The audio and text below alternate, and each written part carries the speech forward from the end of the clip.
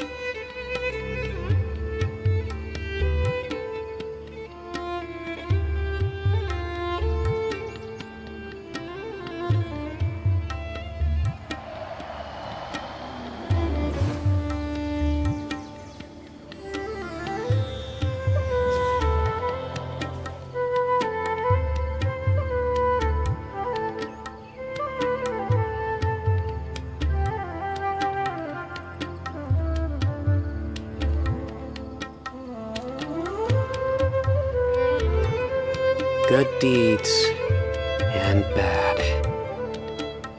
In the end, all will be placed upon the scales.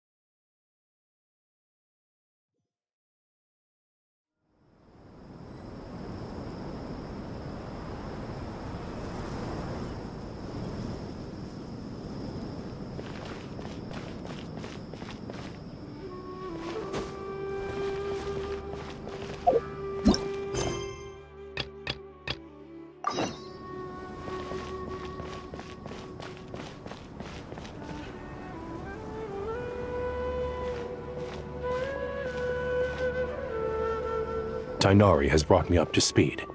I approve of your plan of action. But we can't proceed with everything right away. The people need to rest. For many of them, this will be their first time in the desert, so we'll need to find additional personnel to help escort them. You two, please go on ahead with the Dendro Archon. Let's rendezvous at the Temple of Silence later. No problem. We got this. Words can't express my gratitude. So let me just say, I hope everything goes smoothly for all of us. Good. All right, let's get going. If Paimon remembers correctly, the last time we saw a pep was in... Words can't express my gratitude. So let me just say, I hope everything goes smoothly for all of us. Goodbye for now. All right, let's get going. If Paimon remembers correctly, the last time we saw a pep was in... Traveler, Paimon. Could I borrow you guys for a moment? It'll only take a second. Kale, what's the matter? Well, the thing is... Master Tighnari once told me, after you raise a problem, you should think about how to resolve it. But ever since I had that dream, I feel like I haven't been of any help at all. I tried my best to keep up with the conversation, but there was so much new information, I couldn't take it all in. So, I just wanted to ask, do you have any tips for me there? Paimon knows exactly how you feel. But fear not. Everything you need to know is right here in Paimon's notes. Sumeru chapter! It's got tons of info about all the things we've seen and heard on our adventures. Some parts are a little simplified, but hopefully it all makes sense. You see? Being the greatest guide in Teyvat isn't just a fancy title. It takes a lot of hard work. Paimon doesn't always understand the things you're talking about with other people. Whenever that happens, she notes down the confusing parts and goes over them in her own time. This is perfect. Could I borrow it? Sure.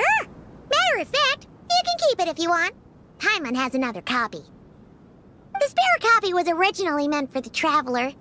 Paimon used to worry that one day he might not need a guide anymore, so she wanted to have a gift for him, in case we ever parted ways. But it doesn't seem so necessary nowadays. We have so many more places to see together. One copy will be enough for both of us. Thank you so much. But still, these are your treasured memories. I think I'll make my own copy and then return the original to you. Anyway, that was all. I won't keep you any longer. Have a safe trip. See you again soon. See ya!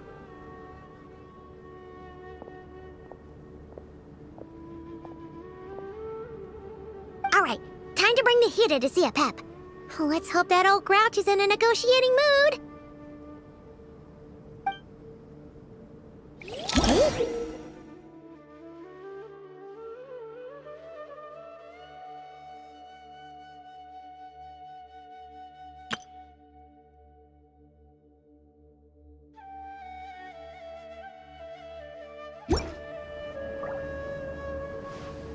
Actually, never mind. And a pap-sized Nervalet's probably one of those dragons who's grown too close to humankind.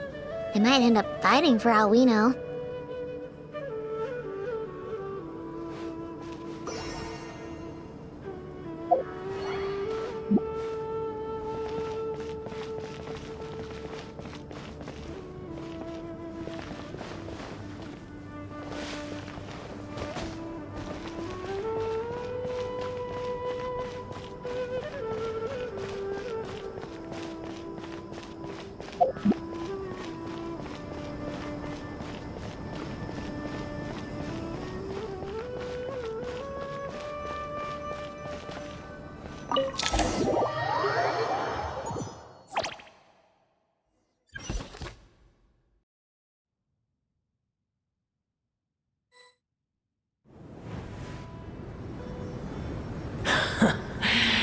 I had a feeling your kind might come calling. The ley lines are in disarray. Something has gone wrong with Irminsul, yes.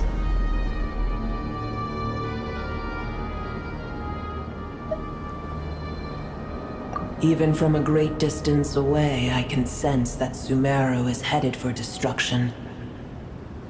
You who took our home from us, prepare to watch as your own world is plunged into oblivion.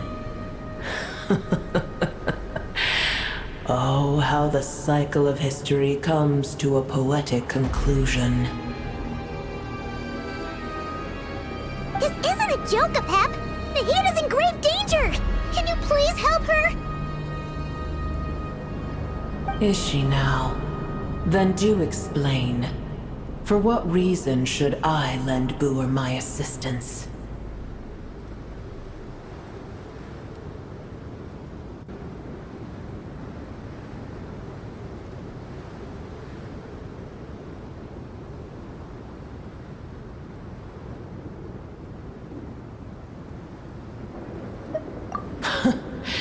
The Age of the Dragons ended long ago, and the world that replaced it is under the dominion of the Heavenly Principles. In choosing not to side with your enemies when the Heavenly Principles' rules began to relax, I have been merciful enough. Do not forget that I have no love for this world you hold so dear.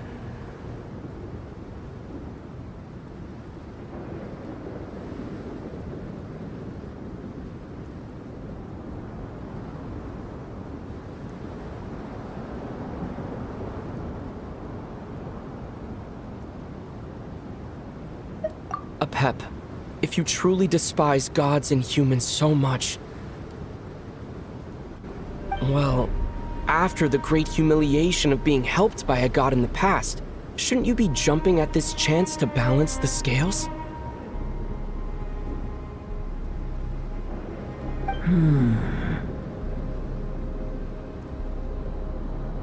Now that is a compelling reason. When El Ahmar plotted against me and I was tortured by forbidden knowledge, it was Boer who saved me from agony.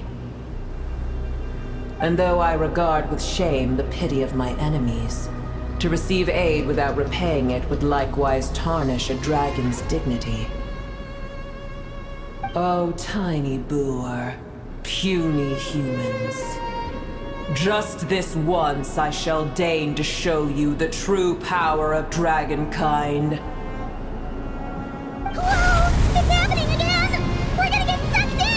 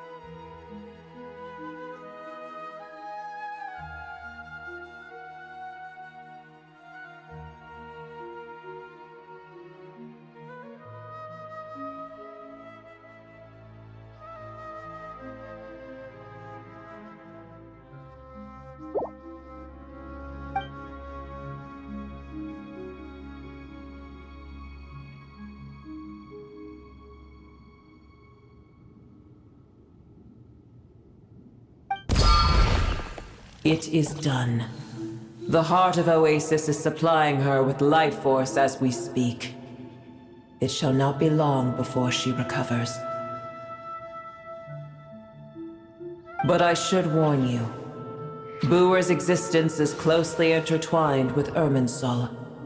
Unless the issues plaguing it are resolved, she will never completely recover her former strength.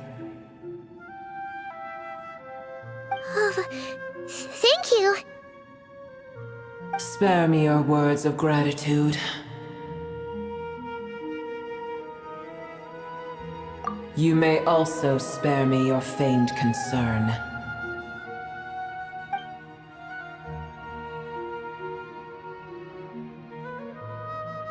A dragon's sovereign's power is far greater than you can imagine.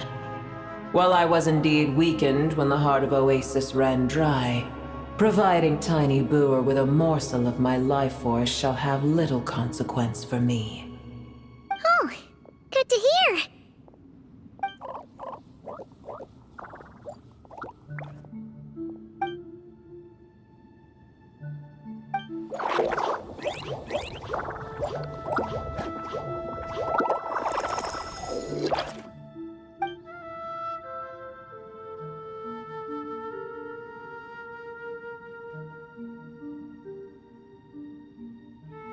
Ever held in high favor, I see. Oh, well, you know. The compliment was sincere. Simply accept it.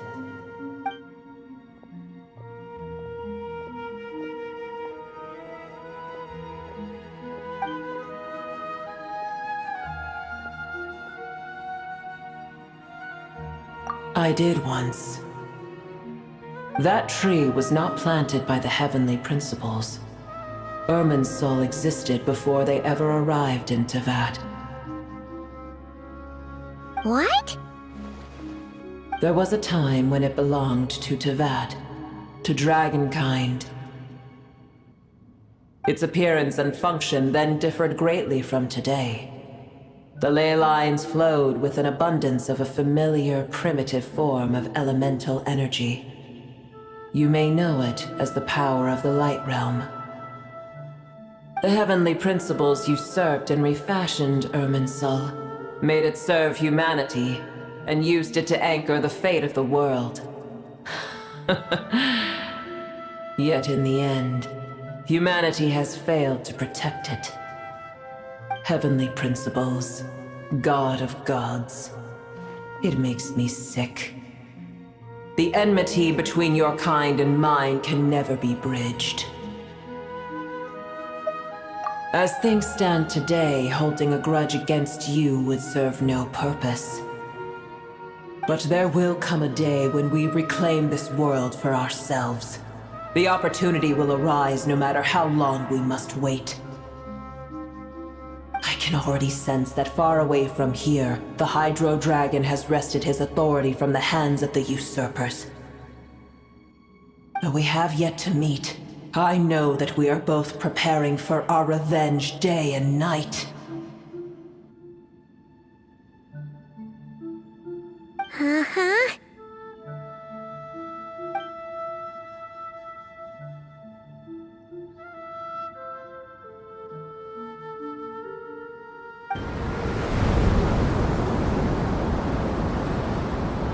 I hear a great disturbance out there.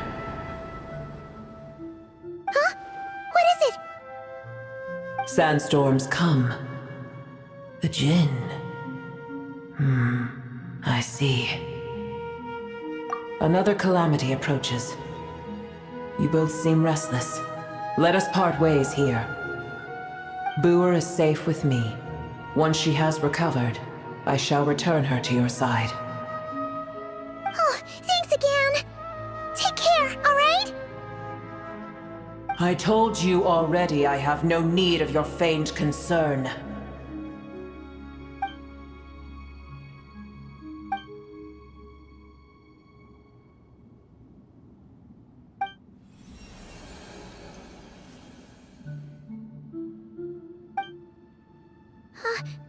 Nahida, you're awake. Are you okay? Cease your interrogation. Yes, she awoke for a brief moment, but she has now lost consciousness again. Take it. We shall talk more at another time.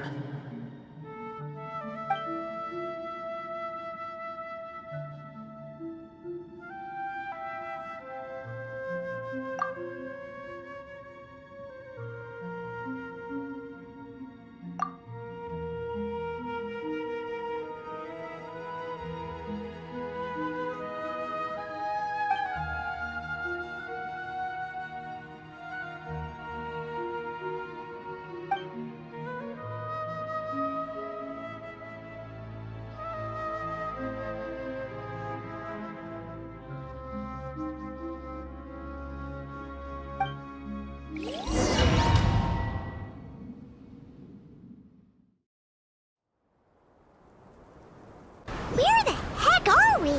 Did you just dump us in the middle of nowhere? Wait. No. Paimon remembers now. The Temple of Silence is over that way. Come on, let's go find the others.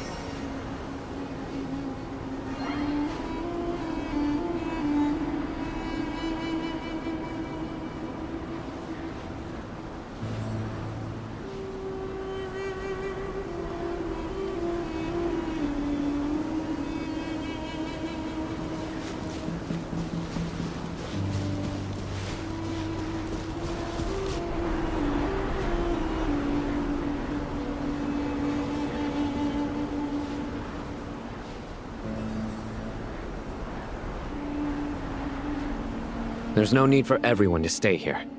I'll protect the sages. The rest of you, return to Aru village. Yes, Mahamatra Sino.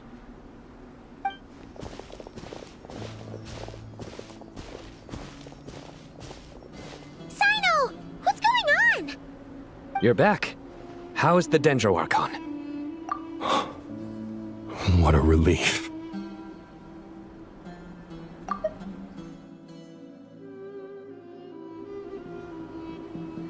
It's the Jinn. Countless Jinn have stirred up violent sandstorms across the desert, blocking our path to the Temple of Silence. Tainari and Kale have returned to Aru village to help. The Jinn are being highly aggressive, so both the village and the merchant caravans require protection. It's just one thing after another. Where did all of them come from anyway? In all my trips to the desert, I've never seen anything like this before. As I see it, the only possible candidate is Gurabad. Gurabad? Baladuri could explain in more detail if he were here. All I know is a rumor I've heard about from previous trips to the desert. Supposedly, a great number of dormant Jinn lie sealed beneath that city.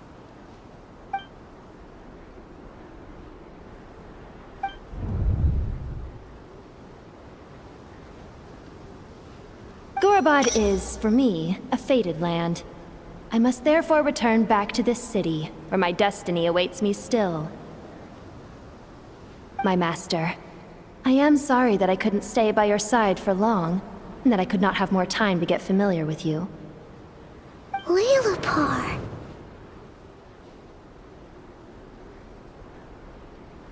Yeah, we once said goodbye to a friend there.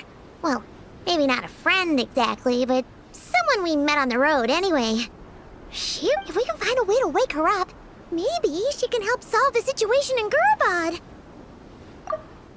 Yeah, we once said goodbye to a friend there. Well, maybe not a friend exactly, but someone we met on the road anyway. She was a strange bottle. If we can find a way to wake her up, maybe she can help solve the situation in Gorobod. Well, be careful. You may find there's more than just the Jinn to worry about. You mean, there are other dangers in Gorobod? It's a sensible assumption to make. The moment we arrived in Caravan Rebod, the Irminsul anomaly started spreading in that direction. Now we've moved to the desert, and suddenly we're plagued by Jinn and sandstorms. To call it a coincidence would be a stretch. Don't worry, we've gotten a lot stronger since our last stint in Sumeru.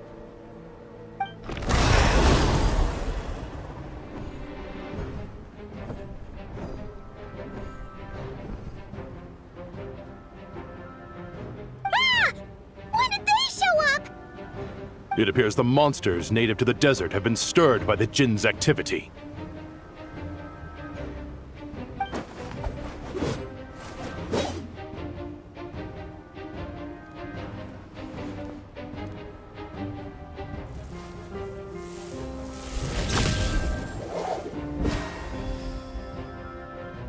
You should get going.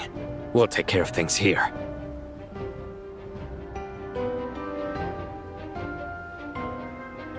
You too.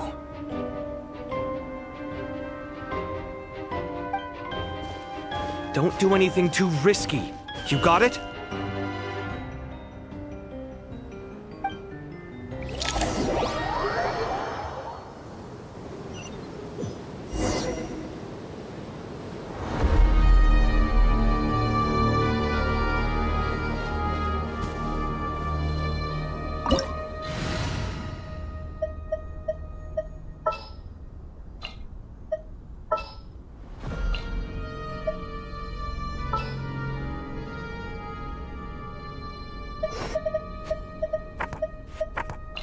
Yes?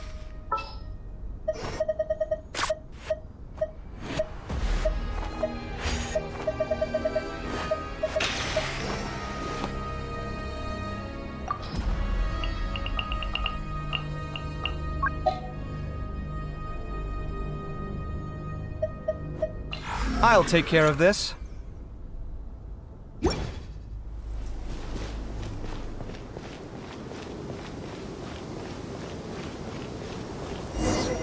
The Jinn are swarming out of Gorobod! Looks like Alhita was right! Let's get inside and see what's going on! Owned in flame!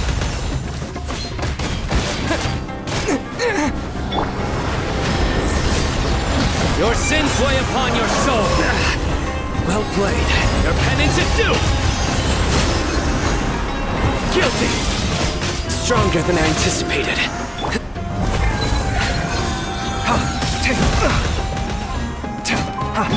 Here you are.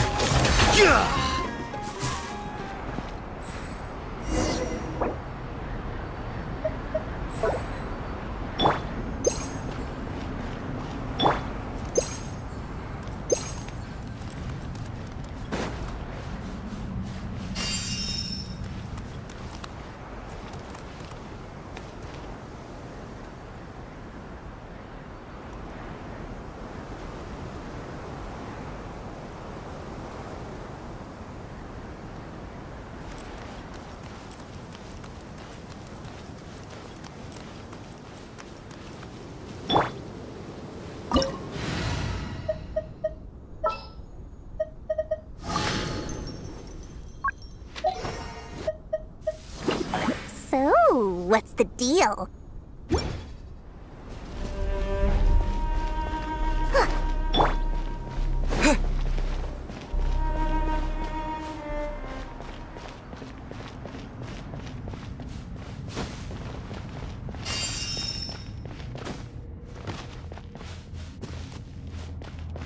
just keep coming! How many of these things are there? We'll never take them all out! Let's just head further inside for now!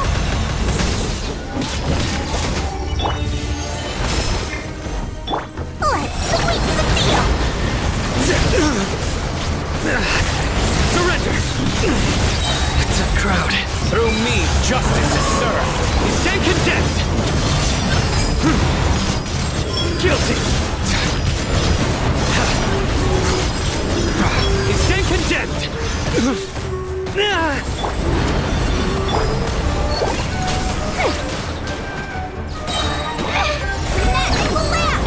The process of elimination.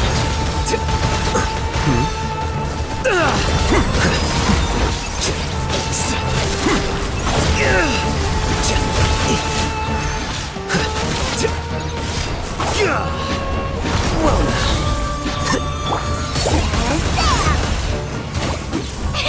Hands off my aura! Let's... Blazing light! What's this?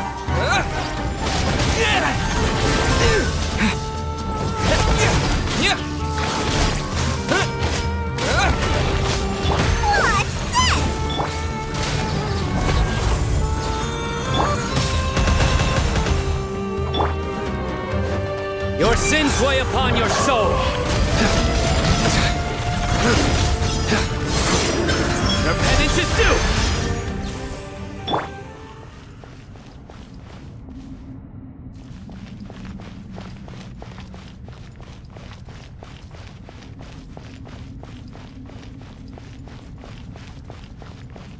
Target spotted! All units at the ready. The Fatui? They must be using this place as a stronghold! Are they the ones behind all this? It's... jam.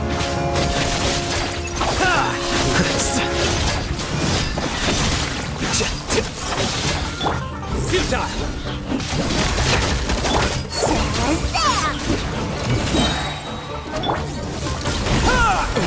By everlasting flame!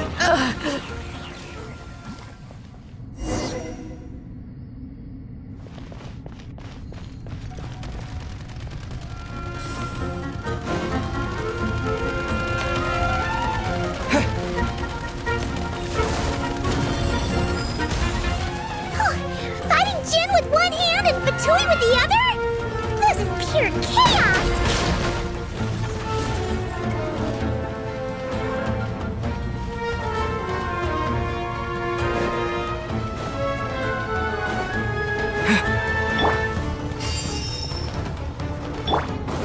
I'm gonna fix your skull!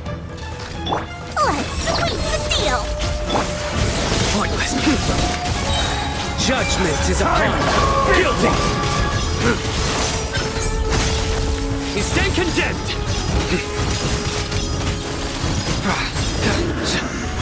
Your penance is due! Guilty! Scatter!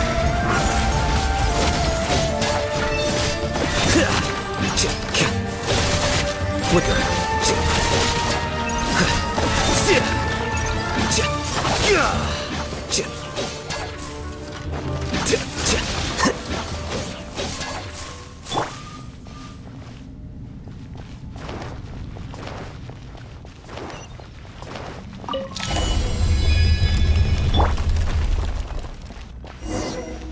Do you see that strange machine? Paimon has a sneaking suspicion that that's the thing wrecking Gurubad and setting all those dangerous Jin free! The target has reached the core zone. Requesting backup. Repeat, requesting backup. Backup en route! Stop him at all costs!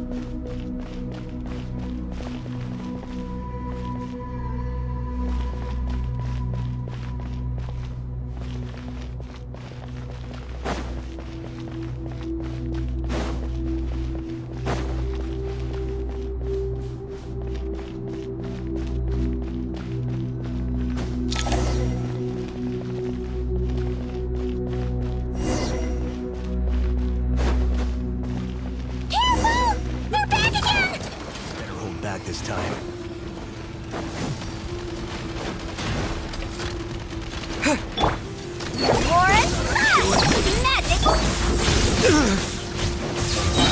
Through me, justice is served. Their penance is due. Guilty. Their penance is due. I'm used to it.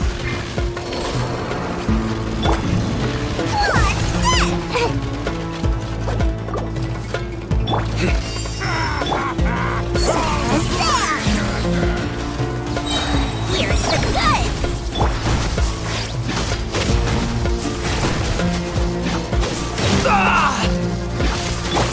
Scorching burn! A new dawn rises!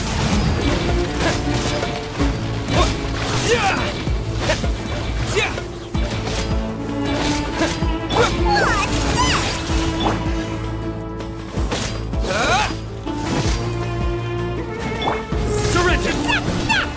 Nice one, Traveler! Let's keep going!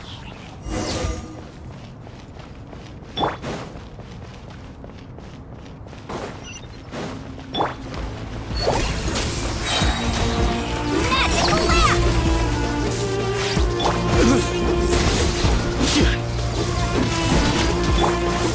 The process of elimination.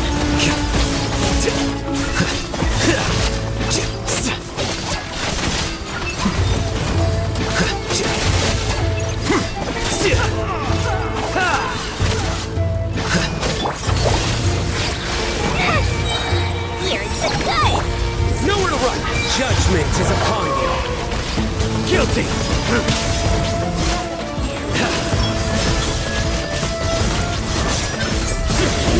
Their penance is due.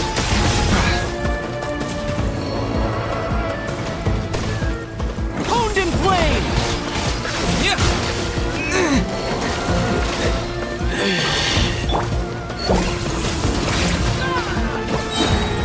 Magical lamp!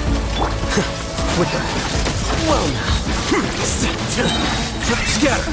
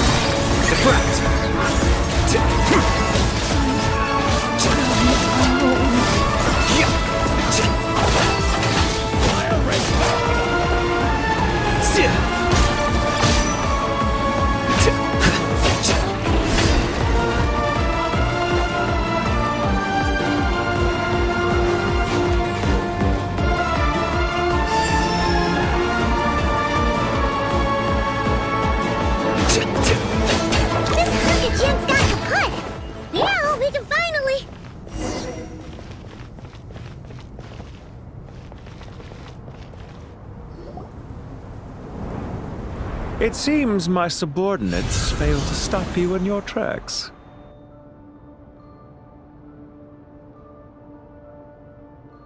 Apologies, sir. There is no need to apologize. You did well to hold your ground against such a powerful adversary for as long as you did. I must commend your courage and perseverance. So, you're in charge here, huh? First the problems with Irminsul, now this mess in Gurabad? Are you the ones responsible for all this? I'm afraid I cannot answer that.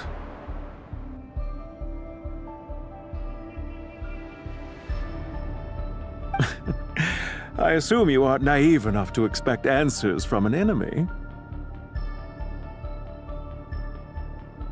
Oh, this guy is so snooty! However you want to spin it, you're clearly involved in this somehow!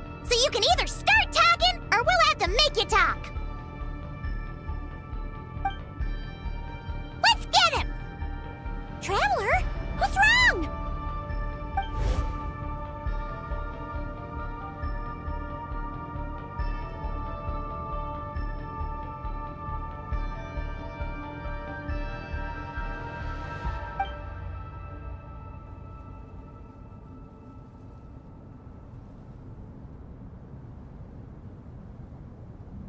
You're remarkably calm. Some would act more rashly upon finding the ringleader all alone, but you keep your cool. Even as your enemy, I must applaud you. Did you show yourself just to say that?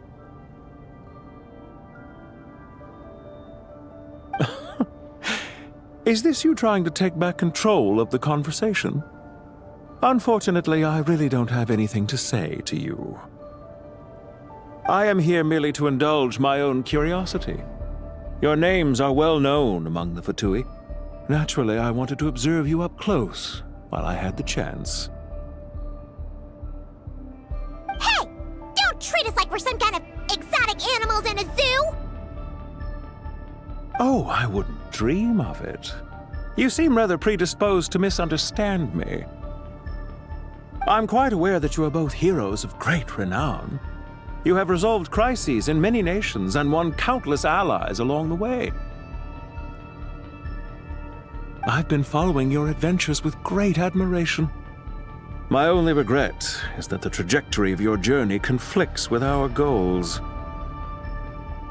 What do you mean, admiration? Sorry, but that sounds pretty weird coming from you. I don't see why. We may happen to occupy opposing sides, but there is no cause for deep-seated enmity between us. To respect one's enemy is to respect oneself.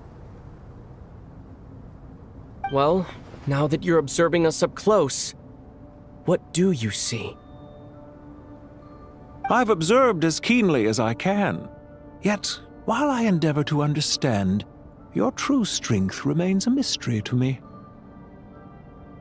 Violence is not my area of expertise either, so, you see, I would much rather converse with you like this than determine a victor with the edge of a blade. Besides, I've heard that even 3 moons in the sky fail to eclipse your brilliance. I know better than to bite off more than I can chew. 3 moons? So you have a connection with the Harbinger, the Doctor. Well deduced. Our commander, Dottore, died in Nodcry, but there are things that do not end with his departure. We must...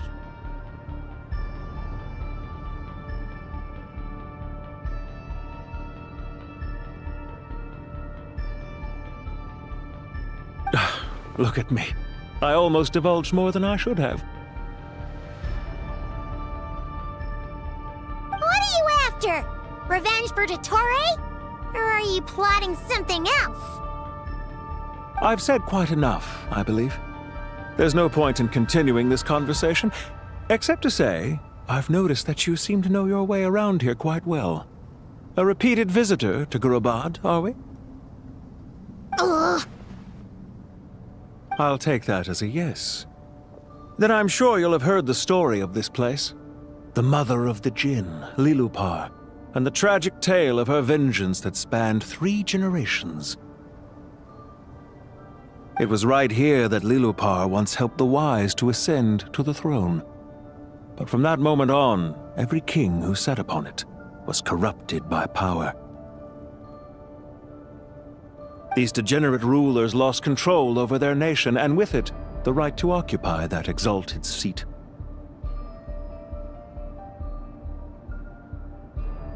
What are you trying to say? I once admired you for your adventures. That is the earnest truth. But it appears to me that your journey serves ultimately to uphold the rules of this world. Are these rules truly just? Does the heavenly principles rule with wisdom or folly? And how can we be sure that the 7 who wield authority over the world will not be corrupted? Do you seriously think you're gonna convince us of anything? Convince you? I'm sure my commander already tried that. Why would I waste my breath doing the same? If a few words from a stranger were enough to make someone completely change their stance, it would only prove that they never had a firm will to begin with. I am merely stating my position, so that we might understand each other better. One's enemy in the present may not necessarily be an enemy for life. As for what game I'm playing here, I'm simply buying some time. But now I must bid you farewell.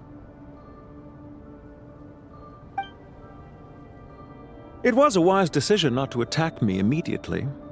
Since you did not fall for my ambush, I will now have to ask those in hiding to reveal themselves. Leave this to us, sir. Very well. I trust you to do what is necessary. Stall him while I execute the next step of the plan. Sumeru City, Irminsul.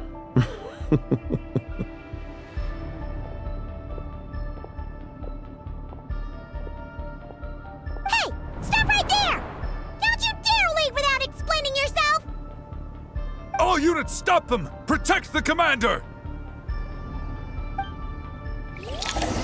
Did you hear that? This time. He mentioned Sumeru City and Irminsul! He definitely knows something! We can't let him get away! Get rid of these pesky soldiers, quick!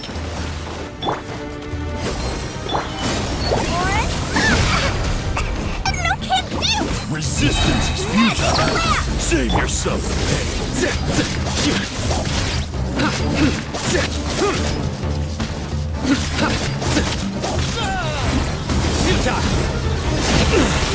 A tough crowd.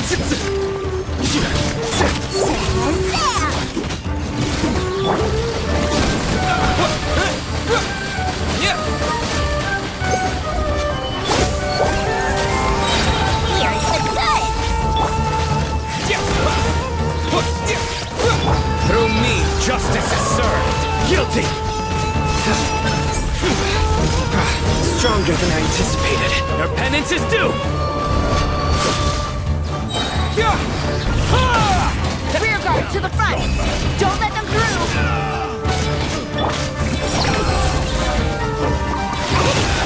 You big Morris!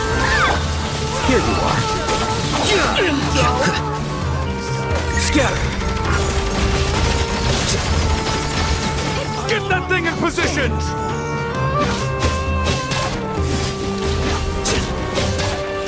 Well, I miscalculated.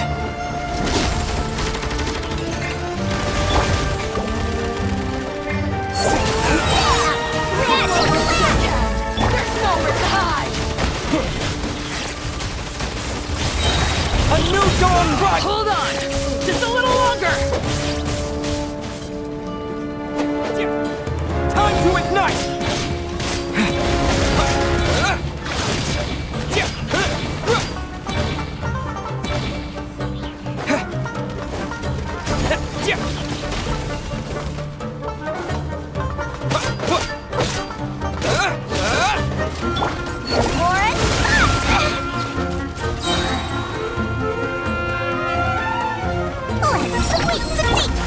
Hold in flame!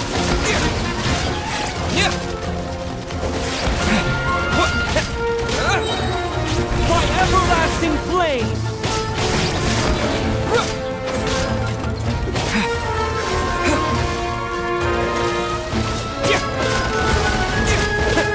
Blazing light! Did it take too long?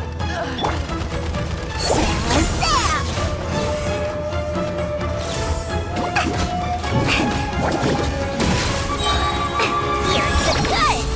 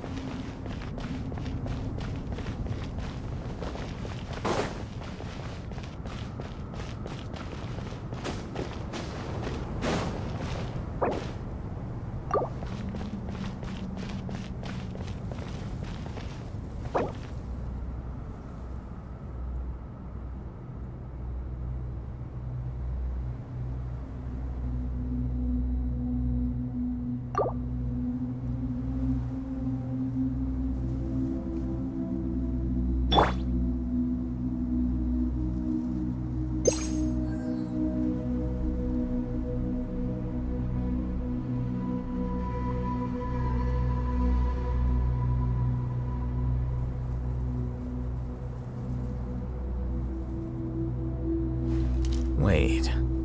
Huh? No. Whatever.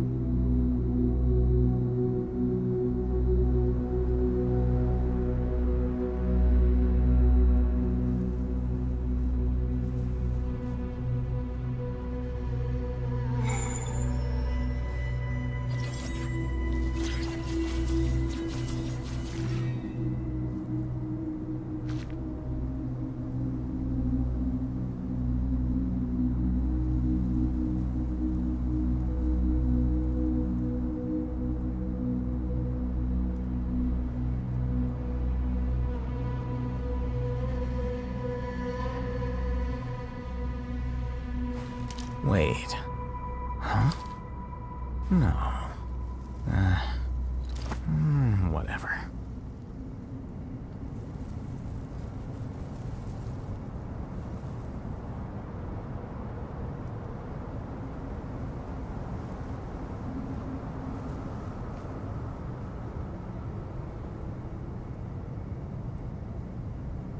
Book learning alone is not enough to cultivate intelligence. All those scholars in the academia are prime examples.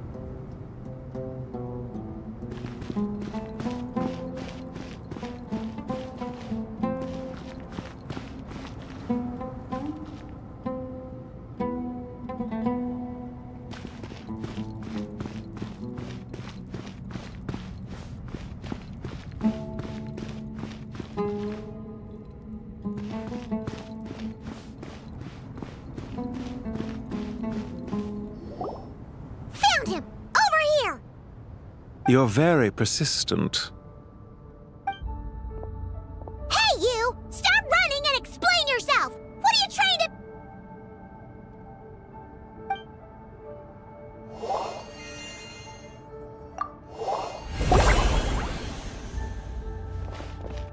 What's this? Relax. A small trap like this won't be enough to hold you. The sandstorms from Gurabad will die down soon enough, but this small window of time was all we needed to launch the next phase of our plan.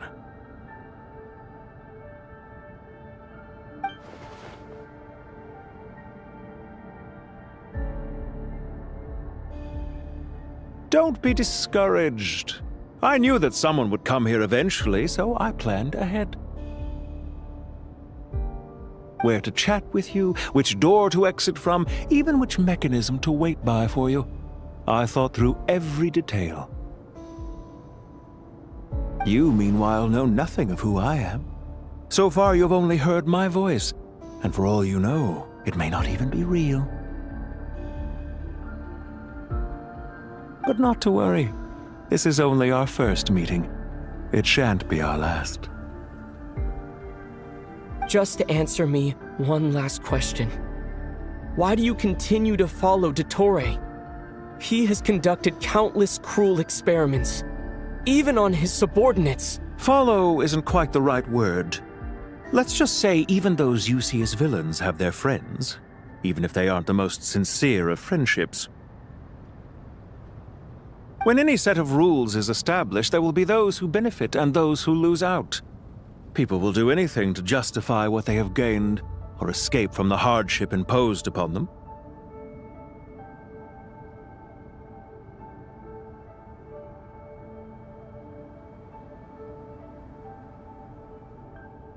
Neither he nor I are tolerated by the rules of this world.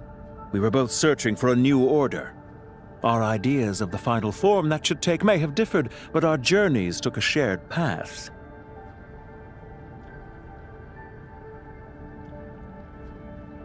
Goodbye, Traveler and Paimon. I wish you a timely escape, albeit not too soon. I will need a little more time to prepare, after all. Hey! Come back!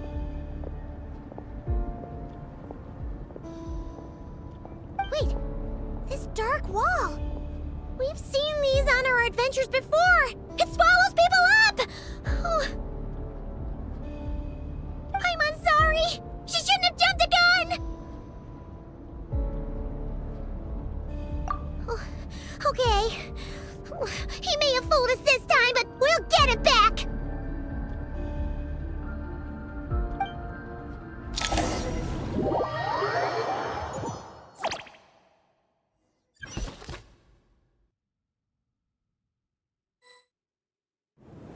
Sino and his team are guarding the north. We'll take this side. There's so many Jin! We can't let them get into Aru Village! Don't fret. I am well prepared for this situation. Huh. So you have a solution? Perhaps you're unaware that I have a trusty genie partner of my own, Plumpy. If I send her to negotiate with the others, this whole thing will be resolved before you can say Mora. Off you go, Plumpy.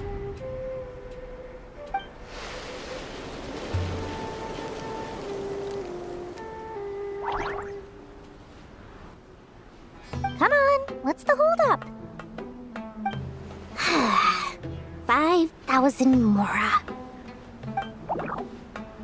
20,000 Mora. 100,000 Mora. Final offer. Ah, so she's a hired partner.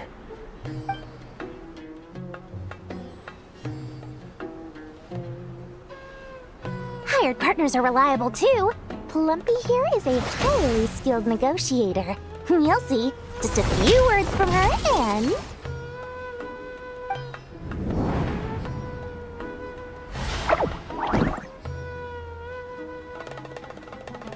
Plumpy! Don't you Jin have any respect for the rules? This was supposed to be a negotiation! How dare you treat my messenger like this?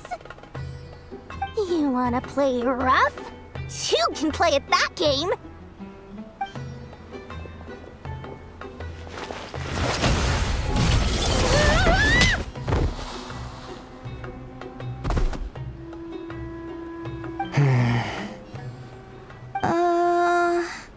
Looks like it's up to us now. Be careful, Kale. Yes, Master.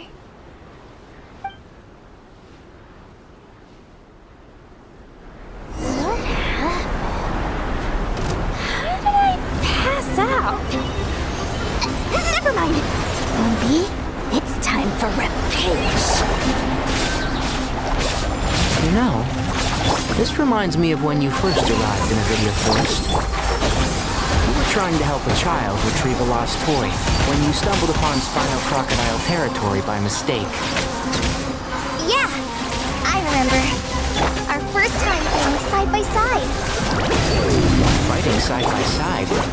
I seem to recall swooping in to rescue you with a team of forest rangers. Please stop.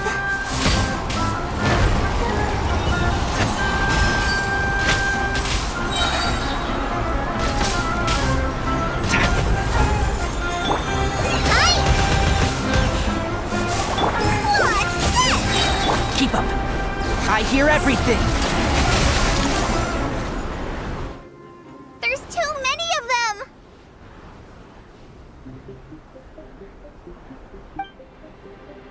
I can't believe I used 12 rare items in one battle. Ugh. I shudder to think how this is going to affect this month's accounts. The sight of that glaring deficit might be more than my poor heart can take. Tighnari, how's the situation on your end? We held the line, though it was a close call. but it looks like they're preparing for another attack.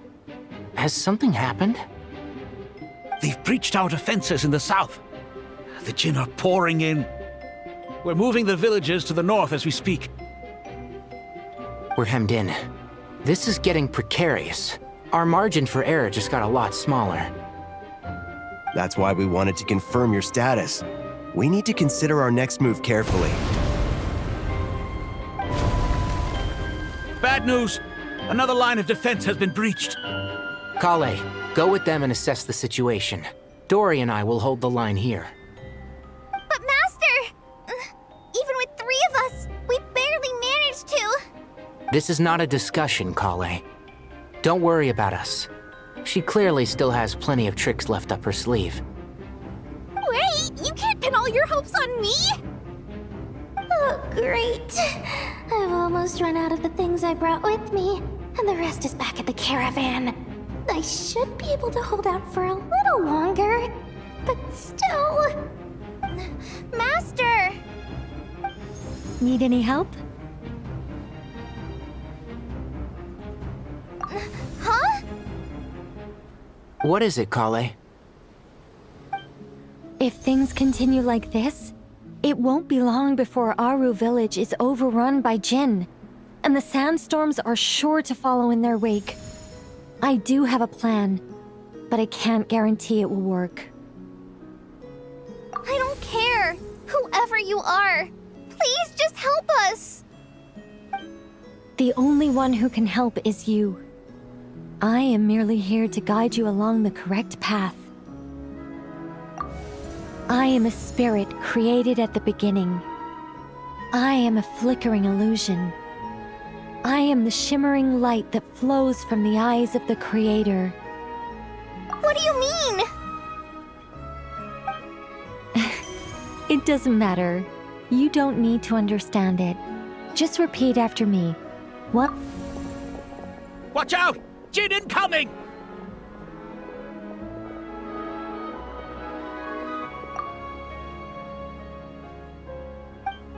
I am a spirit created at the beginning.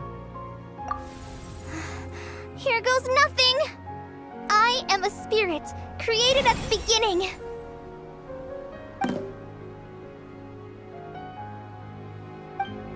I am a flickering illusion. I am a flickering illusion. What's wrong, Plumpy? I've never seen you so agitated before. But how do you... Do you know what Kale is reciting? I am the shimmering light that flows from the eyes of the Creator.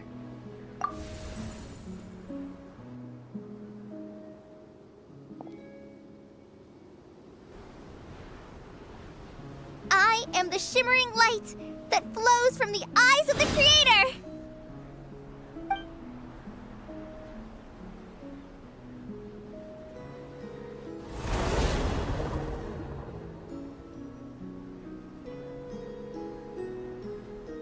It's a song composed by the goddess of flowers, but very few records of it remain, even in historical texts. All we have is a few fragments. Is Kale an avid historian? Not to my knowledge. The Jinn have actually quieted down. Although... no, it's more than that. It looks like they're showing... submission.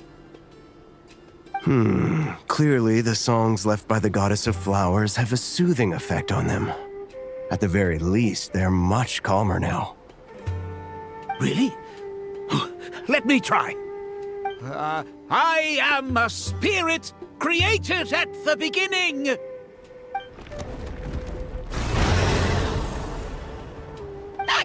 Stay away! I'll stop! I'll stop! It seems like the song only works when Kale recites it. But why? Kale.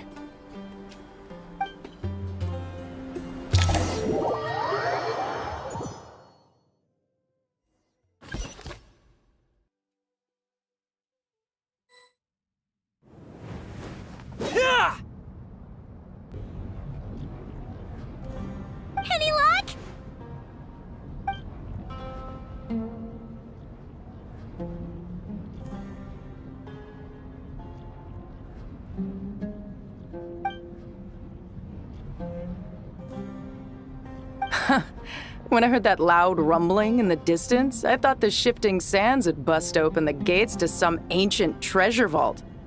Turns out it was just you guys. Huh? Wait, that sounds like... It's been a long while. Did you miss me?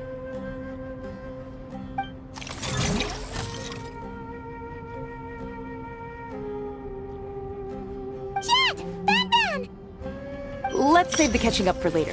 First, I gotta get you guys out of there. This should be the right mechanism. Ben, can you handle it?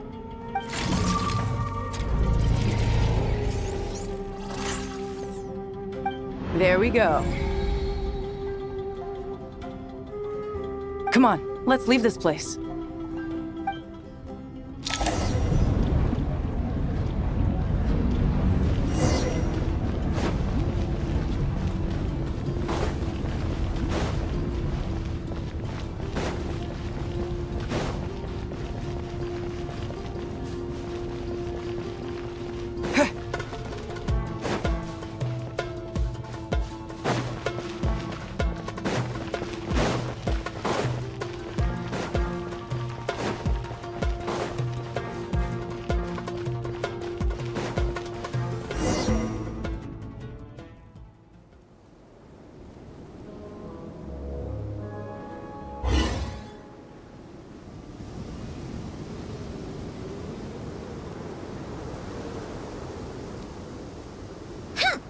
Fatui sure made themselves scarce.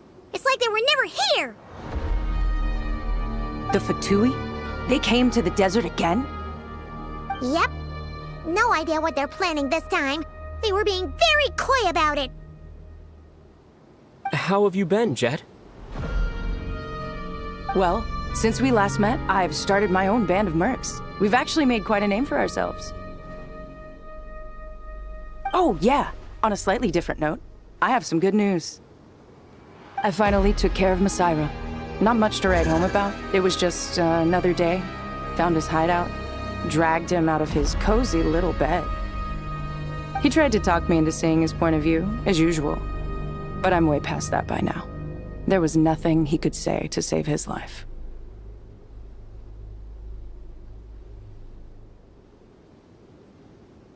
What about you guys? Bet you'd forgotten all about me and Ben, huh? Of course not! We're super duper best friends! Wow. Sounds like I should make time to visit some other nations too. Anyway, what brings you to Gurabad? Oh, right. I almost forgot. We're here to look for Lilupar. Oh, that bottle?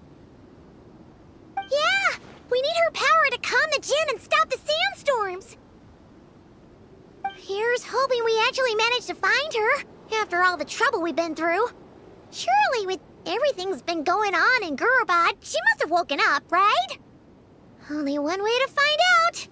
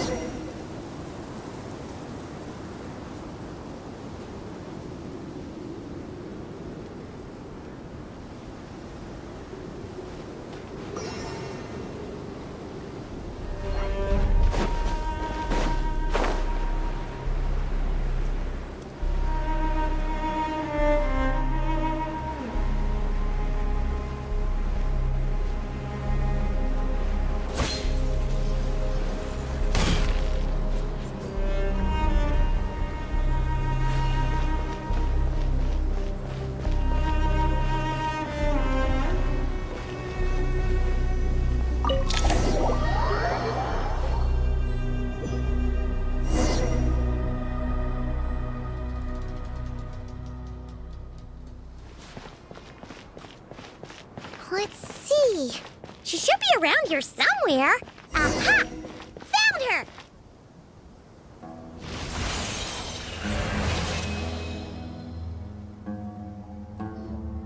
Lilupar! What a long dream that was. It's been a while, my master. Oh, and you're here too, little wildcat. The four of us back together again. Imagine that.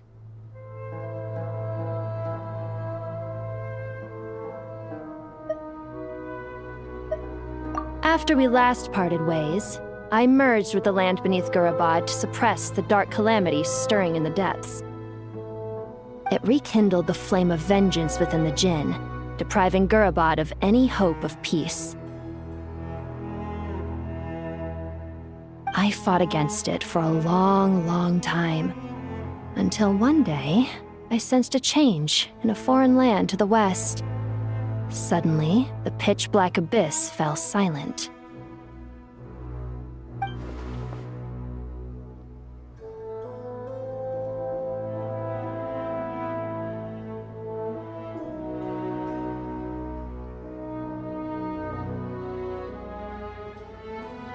Once satisfied that that dark power could no longer bewitch the Jinn, I too fell into a deep slumber, from which I have only now awoken. Why have you returned to Gurabad, my master? And why is my sand-swept homeland in disarray once more? Well, basically, Sumeru's in danger and a lot of our friends are affected. Some bad guys messed around with Irminsul and now they've released the Jinn in here.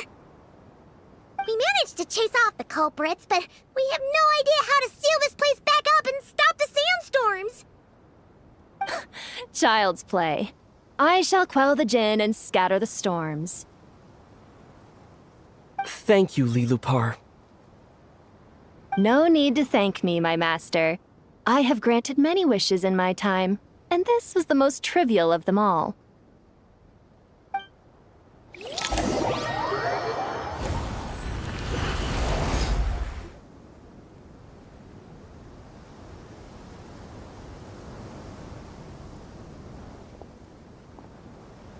The sandstorm's gone. The sun shines bright again. When I said that we'd meet again under a lovelier sun, this was exactly how I imagined it. Yay! Although, honestly, Paimon would love to hang out with you more, even if the weather sucked. Well, there shouldn't be any more Jinn breaking out, right? Are we okay to head back? Sounds good. You can introduce us to your other friends. Another adventure begins. Lovely.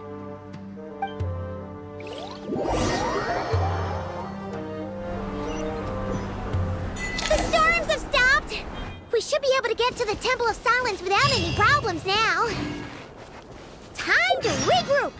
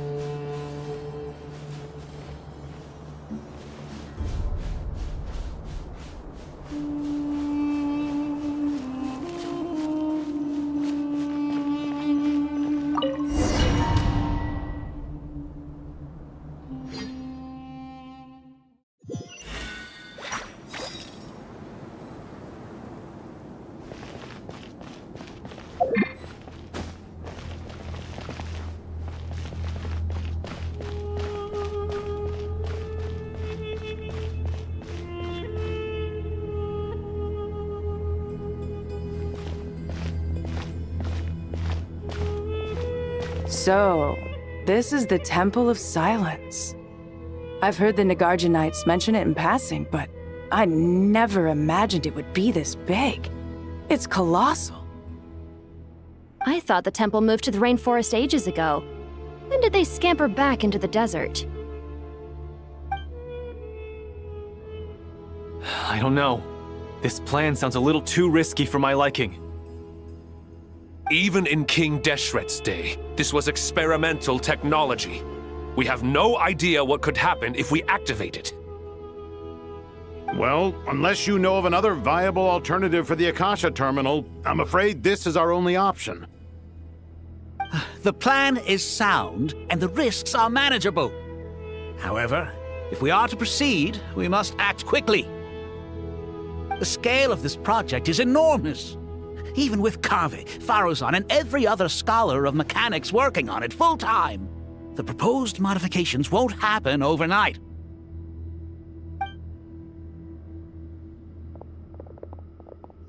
You're back. Everything all right? And who are they? Friends of yours? Pretty much everyone in the Temple of Silence is. This guy's Kaveh, and the one next to him is Alhaitham. Hello, I'm Jet, and this is Lilupar. Oh, a famous name from the history books. Pleased to meet you. A friend of a friend is a friend of mine, as they say.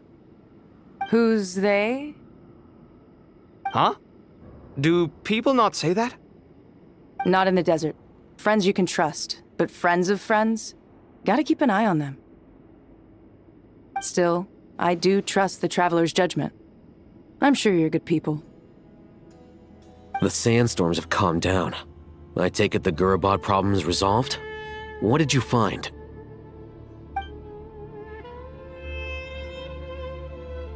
And ever getting all smarmy with us, he trapped us there.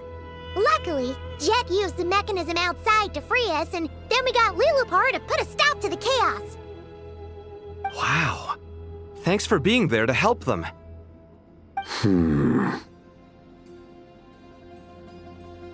So, this mystery man openly admitted that he was merely a Harbinger subordinate.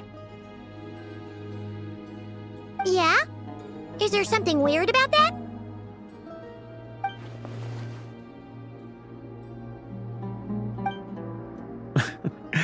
I assume you aren't naive enough to expect answers from an enemy.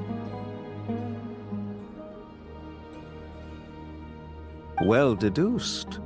Our commander, Dottore, died in Nordkrai.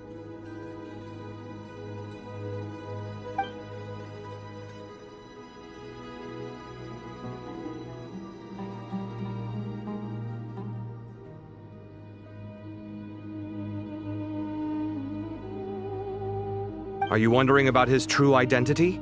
Or do you think there's a big conspiracy behind all this? I wouldn't go as far as to call it a conspiracy. Just the simple fact that having someone to shift the blame on tends to prove useful should trouble come knocking later. The most important thing for now is to solve the immediate problem. Perhaps that man knew you wouldn't have the resources to investigate his background and so didn't put much effort into disguising himself.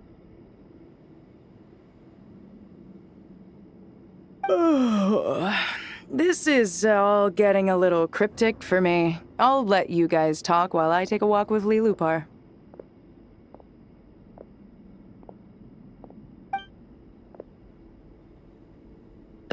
Jet? Aren't you with the Blazing Beasts? What a coincidence. Didn't expect to run into you here. We're mercs. You can run into us anywhere. Who's this with you?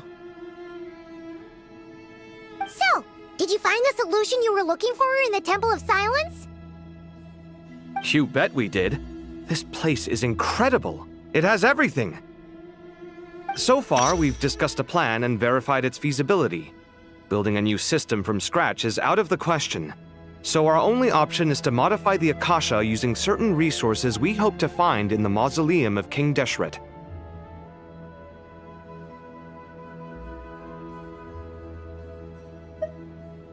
According to certain sources in the Temple of Silence, there is a core device in King Deshret's mausoleum known as Aru. Little is known about this device in academic circles, which suggests it was hidden quite effectively. If these sources prove correct, the energy contained within Aru may be sufficient to power our Akasha renovation plan. However, this raises difficult questions regarding technological integration. The sages are still debating it. Yeah, but I'm sure they'll reach a compromise once they've argued it out.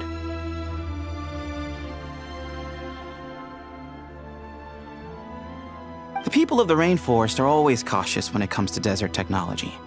But times of crisis like this leave us with little choice. Wait, Paimon has a question. Is this the same Aru we've heard of before? It's sealed off, right? Some sort of prison where the Goat King, Ibis King, and Crocodile King are locked up. Well remembered. Yes, that's exactly right. According to our records, Aru was the most brilliant creation King Deshret ever conceived of. Built by divine and mortal artisans working together. It was a miraculous accomplishment, and it lies hidden deep within the king's mausoleum to this day. That being said, what Aru actually does and why it was built, those are deep secrets we are not privy to. Until recently, I wouldn't have been optimistic that the place even exists. The only reason I'm inclined to believe it now is because we heard it from the Ibis King Thoth himself at his temple. The tale of how the 3 retainers of Al-Akhmar were imprisoned in Aru. Paimon totally gets that. When Paimon first heard about it, she thought it sounded pretty unbelievable too. Do you guys still remember that? The Ibis King told us they were trapped in Aru and that they had to answer 3 questions to get out. I think I remember. What causes our rise and fall? What obliterates love and hate? And what determines truth and falsehood? Those were the 3 questions, right?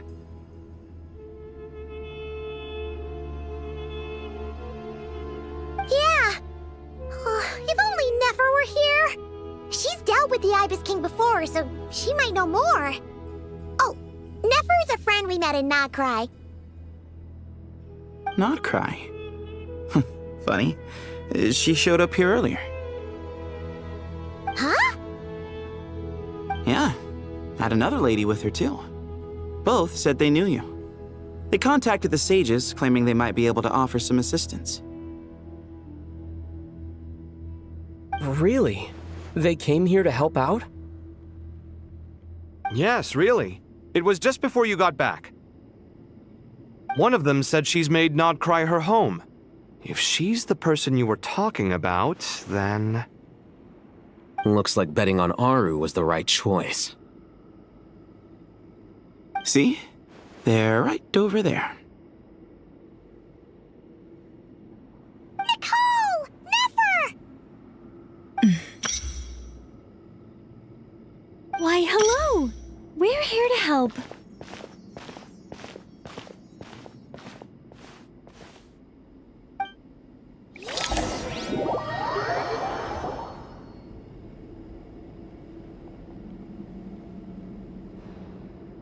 It's a good thing we left early. We almost got locked out. Locked out?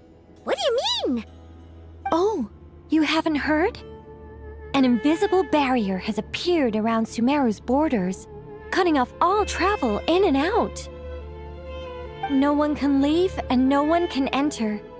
Sumeru has become a lonely island. Are the Fatui behind this too? Actually, no. This has nothing to do with them. I suspect it's a defense mechanism within Irminsul itself. Irminsul is the source of Teyvat's ley lines, after all, and Sumeru is the nation closest to it. I imagine this function was put in place to seal the entire region off in the event of serious damage, preventing the disaster from spreading to the rest of Teyvat. It may have been implemented long ago. But doesn't that mean that the people here won't be able to escape to other nations if the anomaly keeps spreading? Currently, that does appear to be the case, which is precisely why I am here. This is a critical moment for the world, and Sumeru is the eye of the storm.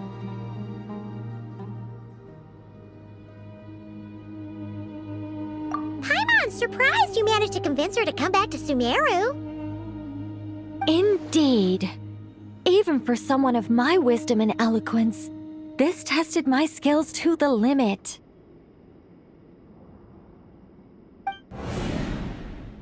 And why should it concern me that Sumeru's in trouble? Surely you don't think I still have feelings for that place? Judging by your tone, I suppose you don't. Sounds like you don't know much about my past. And here I thought you knew everything. All I know is that the Ibis King is the source of your power. He was quite a prominent moon envoy once upon a time, so I do know a thing or two about him. As for your past, I have ways to learn the full story if I wish to, but everyone has secrets they'd rather keep to themselves, wouldn't you say? I'm glad you see it that way, Miss Nicole. I've chosen to call Nodcry home, which is why I did my part in its hour of need. That doesn't mean world savings become a habit with me. I have no particular desire to play hero in Sumeru, thank you. I understand. Human emotions do not appear and disappear without cause. There is always a reason to be found behind both salvation and destruction. Still, if time has taught me anything, it's that human emotions are often complex and in conflict. That's why people change their minds about things all the time. But that's where we angels come in. Our duty, ultimately, is to guide people towards their deepest, truest desires and help bring them to fruition. So I wish to hear about your past, because I do not believe you are motivated by hatred alone. And if we still arrive at different conclusions in the end, that's okay.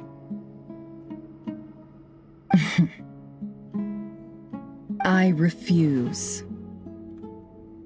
Wait, what? But I set the atmosphere and everything. Isn't this supposed to be the moment when we finally open up to one another? Is it? Maybe I'm not so good at reading the atmosphere. You're right, Nicole. There's more to me than just hatred. Had it consumed me, I'd be left stuck in the past forever, never living in the present.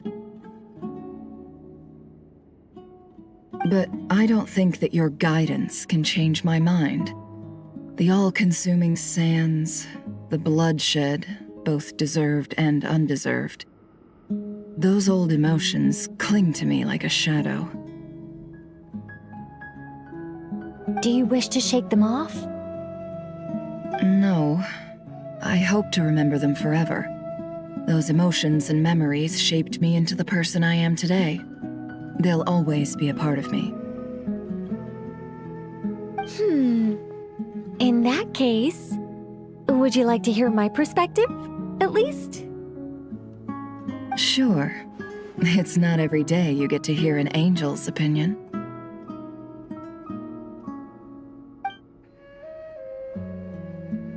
A long, long time ago, when the angels still walked freely upon the earth, I found life tedious.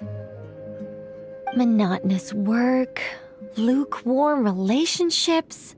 Things weren't nearly as interesting as they are now. And yet, since the angels' demise, I have found myself missing those days on more than one occasion. Human emotions are often attached to a person, a place, or an object. When those things are gone, the memories quickly fade, and the emotions slip away along with them.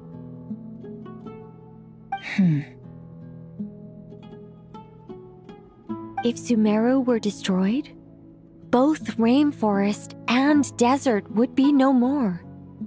With the object of your hatred wiped from existence, it would not take long for the memories buried deep in your heart to slowly fade. Both love and hate are intense emotions, but they are nothing compared to the void left behind when they disappear. Most sophisticated, Miss Nicole. But anyone focused on the future could only ever applaud the destruction of the things they hate.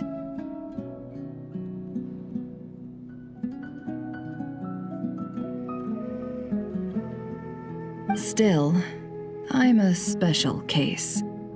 Someone once told me that human memory is more selective than a Mora-hungry merchant choosing between customers. We all need a reality check once in a while, so we don't forget the truth. As much as I dislike Sumeru, this is no way for it to perish. All right, you win. I'll help you out a little, but I won't work for free. How much will you need? You're not gonna milk this for all it's worth, are you? What do you think? I'll be upfront with you. I don't have much more on me. If that's what you need, I could borrow some from Alice. Or perhaps I could pay in sculptures. The ones I carve are actually worth quite a lot. Just cover my travel expenses.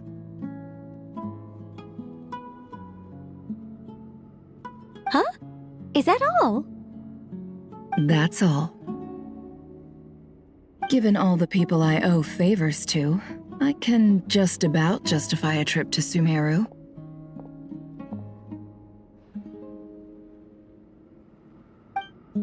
Yehoda! Here, boss! What do you need? I'm going back to Sumeru for a while. While I'm away, you'll be in charge of the curatorium. Me? I'm in charge? Whoa! Don't worry, boss. You can count on me! And that was how the ingenious Angel Nicole brought you the perfect person for the job in your hour of need. Hip hip hooray! That was far more detailed than necessary. Not lacking in embellishment either. I never thought I'd return. Especially not the desert. But life doesn't always go as planned, I suppose. What's Candace up to? I don't think I've seen her yet. She is still taking care of things in our village. Should be joining us before too long.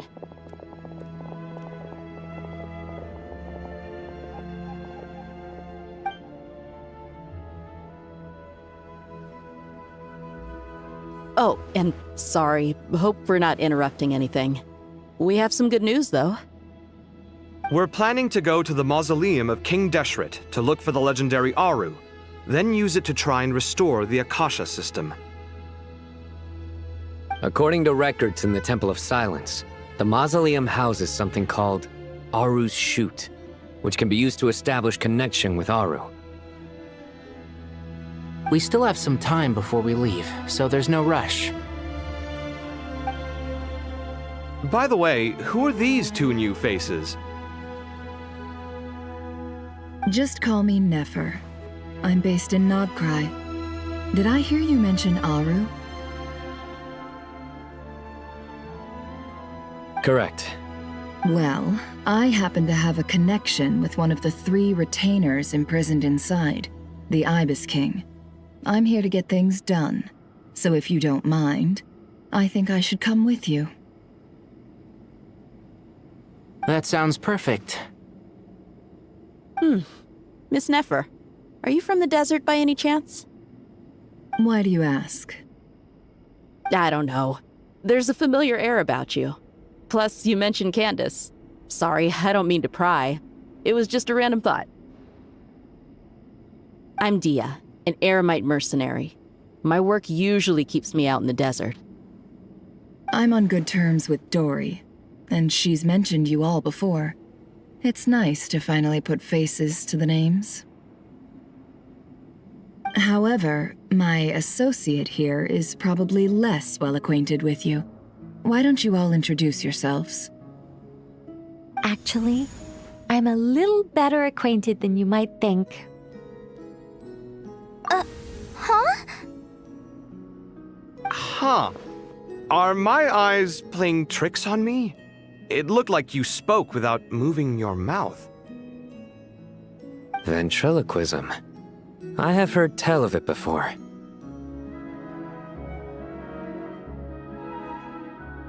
What is it, Kale? It's you! You're the voice who's been speaking in my head, aren't you? You encouraged me to report my dreams to the Dendro Archon, and got me to recite that magic prayer. Mm-hmm.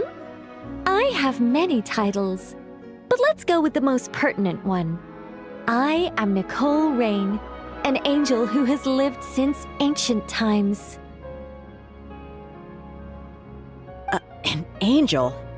Sounds like a big deal, but, what exactly is an angel? Oh, Well, we're a rather long-living race of beings. Not gods, technically, but we can still tell you a lot of stories from ancient history. Yep, and she's also an amazing sculptor. You could say she's a real creative type. Well, ma'am, if both the Traveler and Paimon give you rave reviews, you must be pretty impressive. Oh, please don't call me ma'am. I find it so awkward when people get too formal with me. Just relax and be yourselves. No need to be nervous. Miss Nicole, if it's okay, could I ask you a few questions? Yes, you may. I can see your heart is filled with confusion, and you are desperate for answers. I also know which questions you want to ask me. Why did you dream of Sumeru City in disarray? Why did those verses soothe the Jinn only when recited by you? I can guide you to the truth, but it involves a personal secret of yours.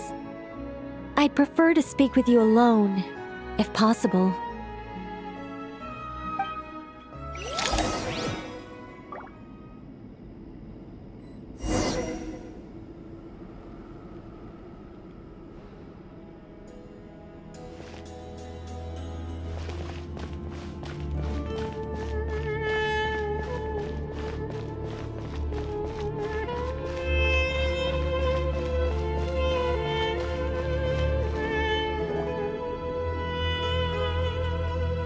Thought we were going to speak alone. This is a lot more people than I was expecting. What's wrong with it? Even the doctors at Dar al-Shifa allow patients to be accompanied by family members.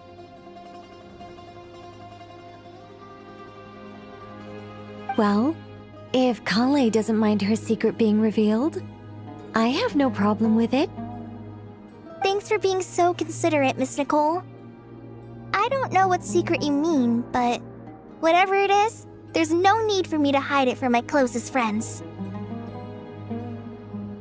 Closest friends? It's so nice to hear that.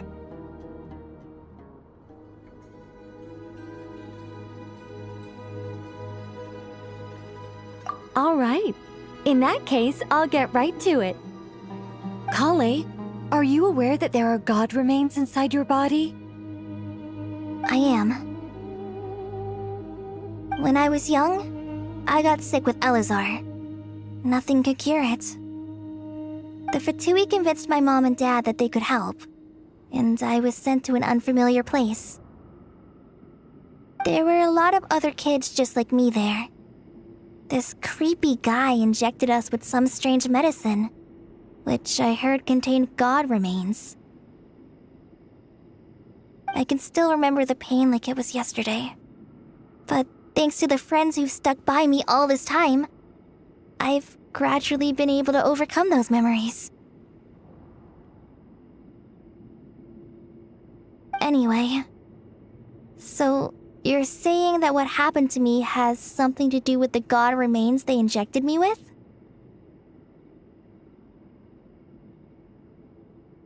Yes. Those were the remains of Nabu Malikata, the goddess of flowers. What?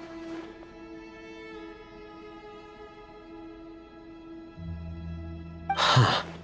Fascinating.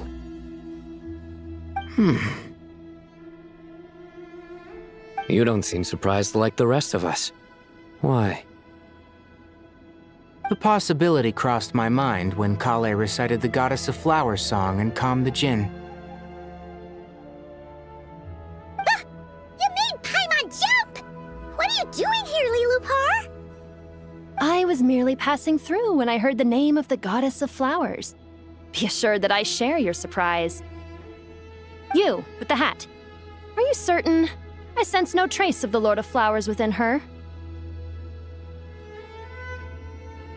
Well, it is a very small fragment.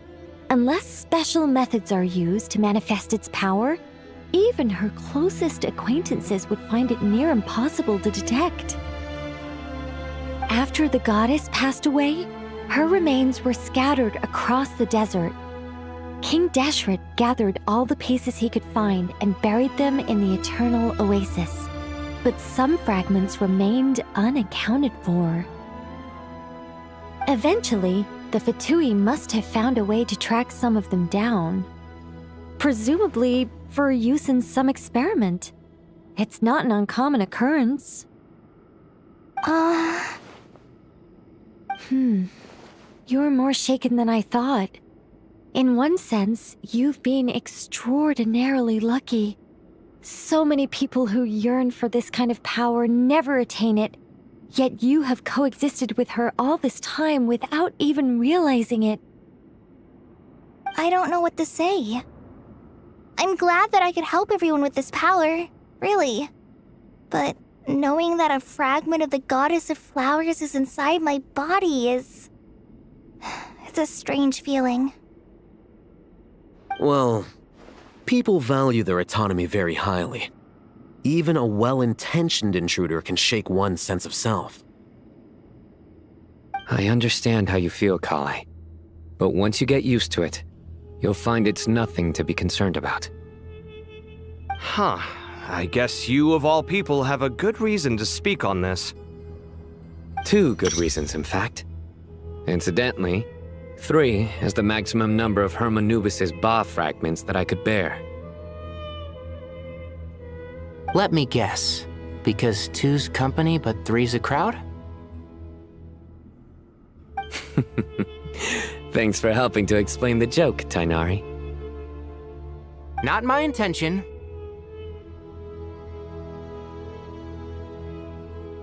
Goddess preserve me. I should take my leave. This boy in his wolf's head hat speaks much too differently from the Hermanubis I remember.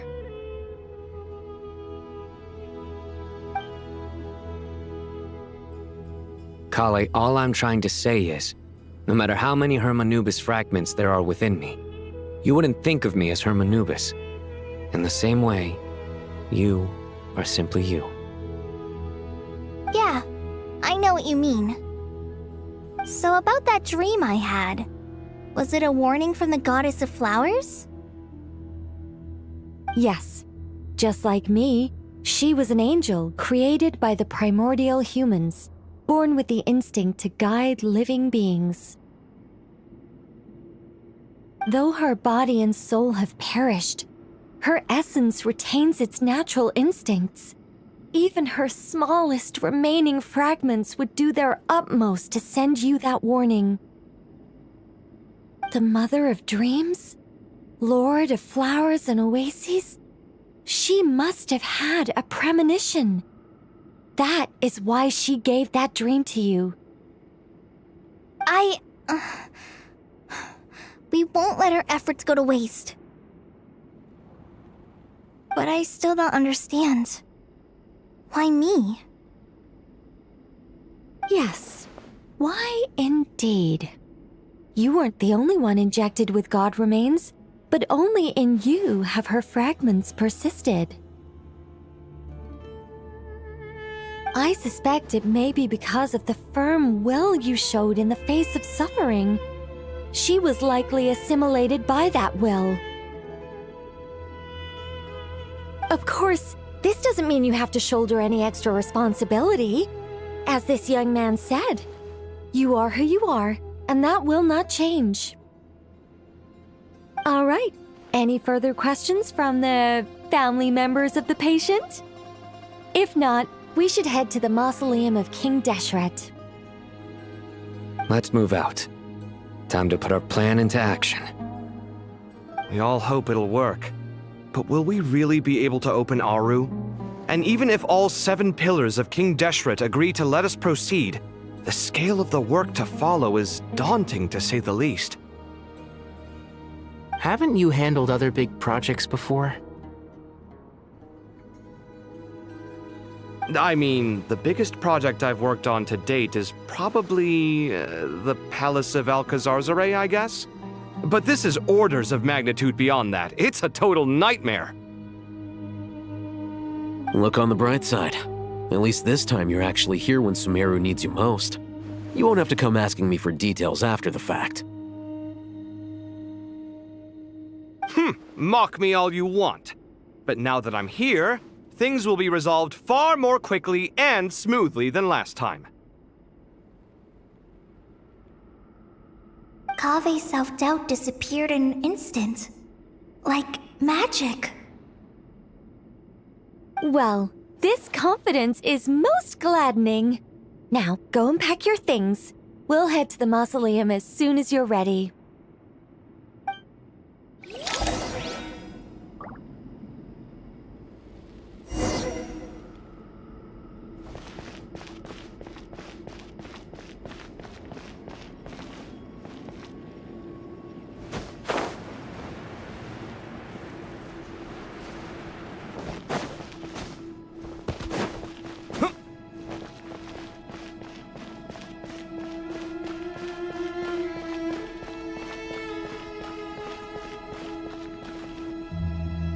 Oh, Miss Nicole.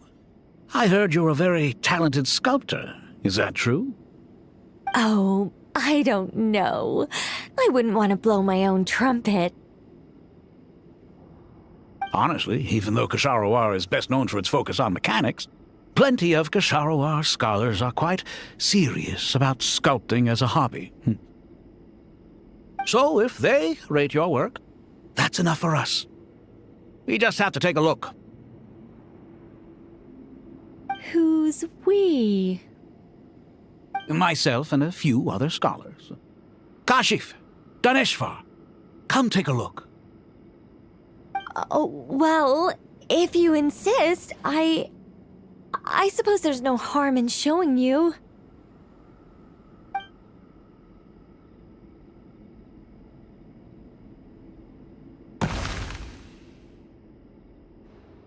Whoa! Where did that come from? Look at the level of detail. It's so lifelike. The squirrel descends from the heavens like a champion, and the earth trembles beneath its feet. What do you think? Striking, isn't it? Kave? Kave, come here for a sec. Oh, and Madam Faruzan, didn't you used to study in our darshan? Come take a look. All right, but hang on a moment. I have to finish reviewing this proposal first. You called? What is it, youngster? This squirrel statue. Isn't it cute? Oh, a squirrel. I wouldn't say cute per se. The realism is what stands out to me. Were you trying to carve a statue of a hero, young lady? Oh, a hero? I suppose so. Actually, I didn't really have a specific theme in mind. I just started working on it, and this is how it turned out. I see. Well, do you tend to read novels about heroes in your spare time? As a matter of fact, I do quite enjoy those. Everyone loves a good tale of daring do, right? Then perhaps this statue represents the heroic tale you long to see deep down inside.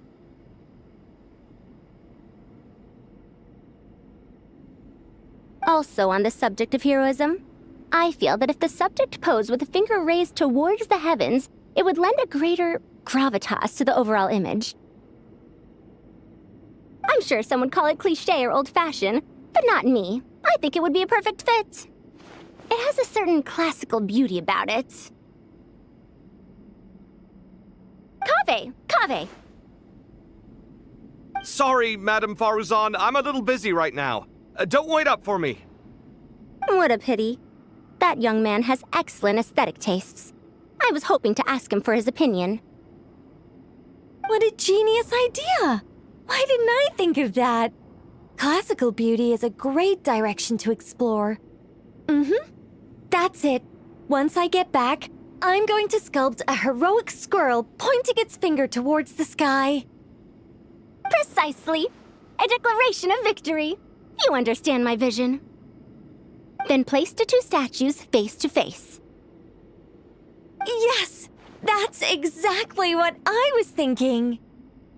It'll be a masterpiece, Miss... I'm sorry, I didn't catch your name. Just call me Nicole. Madame Faruzan? Was it? What? Oh, no. That wouldn't be right. Why ever not? Madam is a state of mind cultivated from within. Anyone may call me Madam if they so desire. My dear Miss Nicole, once we make it through these trying times, should we have the pleasure of meeting again, I shall look forward to seeing your new work. In this day of age, it's rare to find people with an appreciation for classical aesthetics. Meeting you was truly a pleasant surprise. Honestly, I feel the same way. It's been a long time since I met anyone interested in this style of statue. Clearly, they don't call you Madam for nothing. Also, I have to say, you're a very good judge of character. Because when I think about it, I really am someone who likes stories about heroes. That must be why I've quietly kept watch over generation after generation of them. Sorry, keeping watch over heroes? What exactly do you do for a living? Oh, never mind that. Let's not tell Madame Faruzan about Miss Nicole's true identity for now. Good idea. Let's limit the conversation to aesthetics.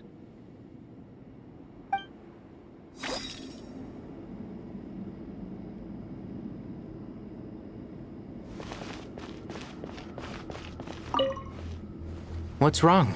You look a little depressed.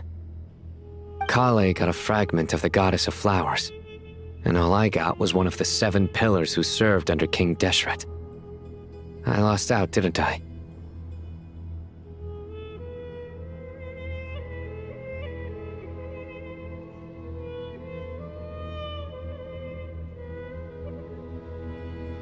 That's what you're upset about? You're such a child.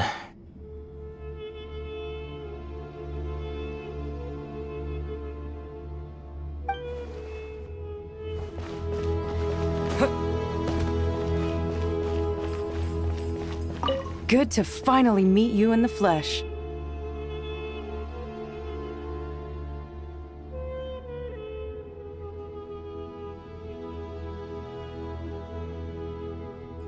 It's a little surreal seeing you here after exchanging letters for so long.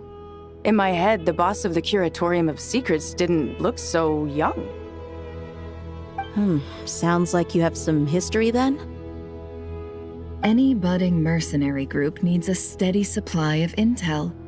They, in turn, can prove an exceptional source of the same. The Curatorium of Secrets is happy to cooperate with friends from all over the world. If you're interested, you'd be very welcome to join our network too, Miss Dia. Can't say no to a solid partnership, especially out here in the desert. Having intel can mean the difference between life and death. But cooperation's built on mutual trust, and there isn't much contact between the desert and Nodcry. So I'm guessing you reached out to Jet first, Miss Nefer? What's behind your interest in the desert? Nostalgia? Or is there someone you're looking to take care of? Let's put all our cards on the table first. Things will go more smoothly that way. I like your style, Flame Mane. Actually, I had this same discussion with Jet before we started working together. To be clear, I have no intention of using you for any ulterior motives. and I have no enemies in the desert as things stand now. Were that to change, I wouldn't drag outsiders into a conflict that doesn't concern them. There's no point in doing certain things if you don't do them yourself. Wouldn't you agree? Well said. Taking responsibility for one's own affairs is the way of the desert folk. Huh. It's like you're one of us.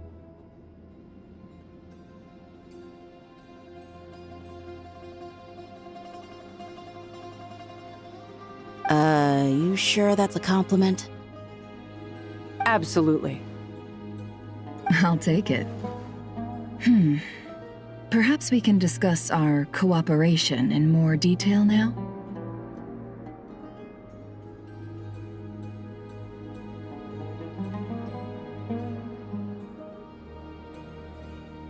Sure. I love working with no-nonsense people. And you certainly fit that description. I look forward to a fruitful partnership. As do I, my friends.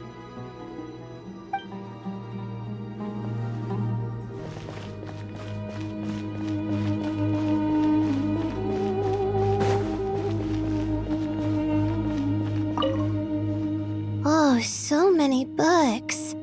More than I could ever read in my life. But I've learned a lot that the textbooks could never teach me. I never realized that people in the distant past thought about some of the same questions we ponder today.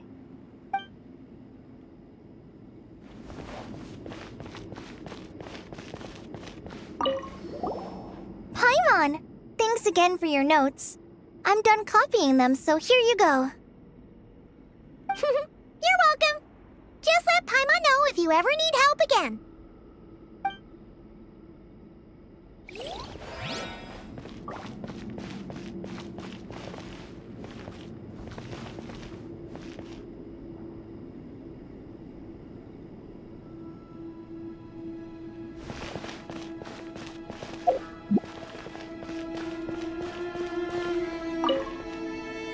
Let's not tell Madame Faruzan about Miss Nicole's true identity for now. Good idea. Let's limit the conversation to aesthetics.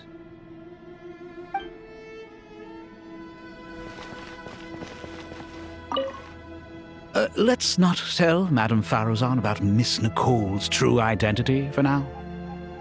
Good idea. Let's limit the conversation to aesthetics.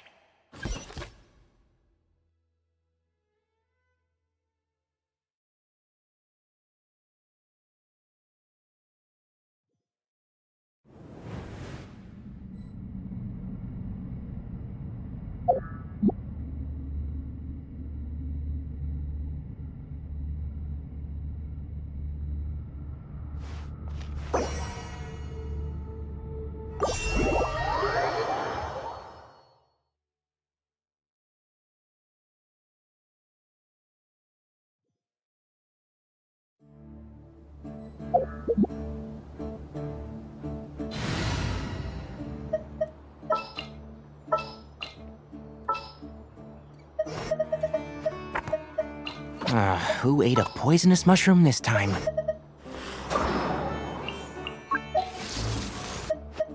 Cool. You're the boss.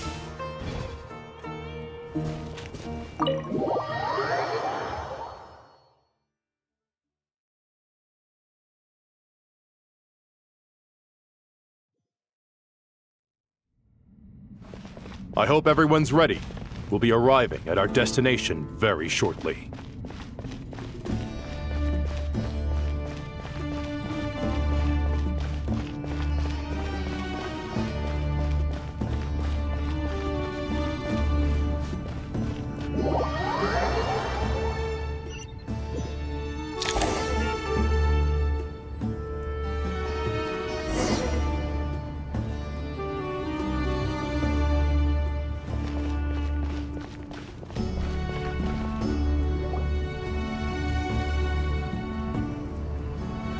I've not seen so many visitors ever, really. What is this place now, a tourist attraction?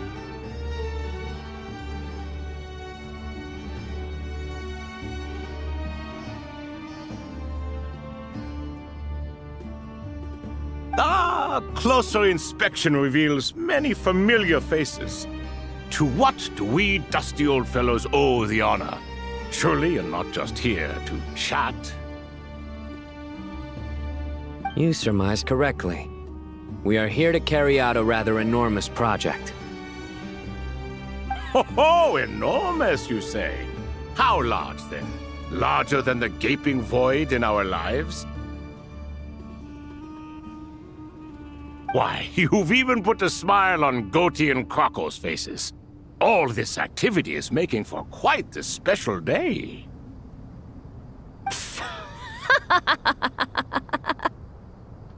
I know that laugh. Lilipar? What on earth are you doing here? Oh, this is hilarious. Turns out good things really do come to those who wait. As long as you stay alive long enough. When did you three get locked up in here? And still you act all high and mighty, putting on a show for the younglings. Truly hysterical. Why, you... Yes, I know. No need to shout. You're right, Lilipar. Goatee, Crocco, and I all have the same problem.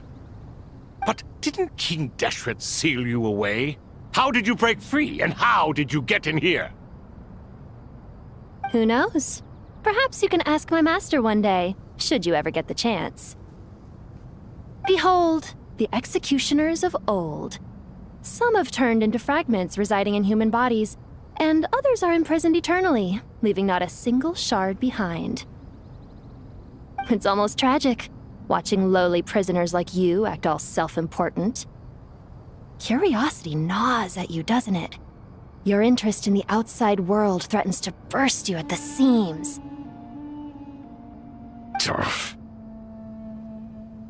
I'm starting to take a liking to this magic bottle lady. Time is of the essence. Let's get down to business. We come to you, O three ancient lords, to request your assistance on behalf of the Academia. If we can help you regain your freedom, then please consider lending us your aid. As for precisely what we need your help with, it's a long story. So, to demonstrate our sincerity, we are prepared to first resolve the problems that plague the three of you. All right, stop arguing, Crocco. And Goatee, don't you start. What's the harm in letting her speak? It's not worth getting so angry about. Forget about her. The three questions are the crucial thing here. But do you really have a way to answer them? You once answered the final question, Nefer, but the seal did not open. Unless, with the passage of time, you have found a new answer? You could say so. When you first asked me what determines truth and falsehood, my answer was a liar's soul.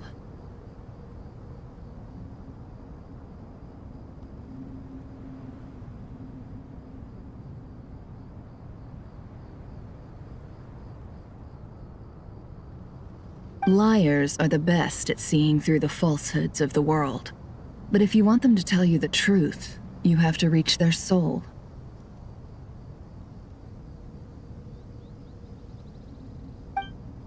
I think that makes sense. I found it quite compelling myself, and I told Nefer so. Unfortunately, it brought us no closer to liberation. Well, that's simply because it was my answer, not the one King Deshret was looking for. Can you guess which answer Al-Ahmar wanted then? Time. And that's not only the answer to the final question, it's the answer to all three of them. All things wax and wane with the passage of time. Love and hate eventually fade into nothing. Current affairs are always fraught with conflict and controversy. Only time can distinguish between right and wrong. You once described King Deshret as a proud man. I'd say that the prouder someone is, the more inclined they are to believe that only time is qualified to be their judge.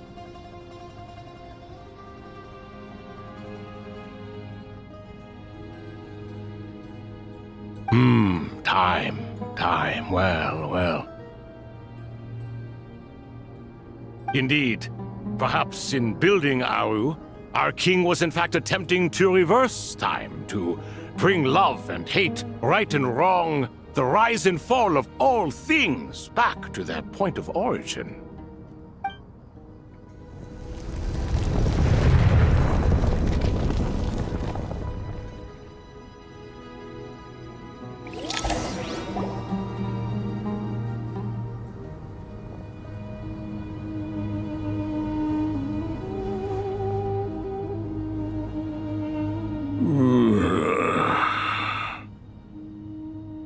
This is the most eventful day I have experienced in a long time.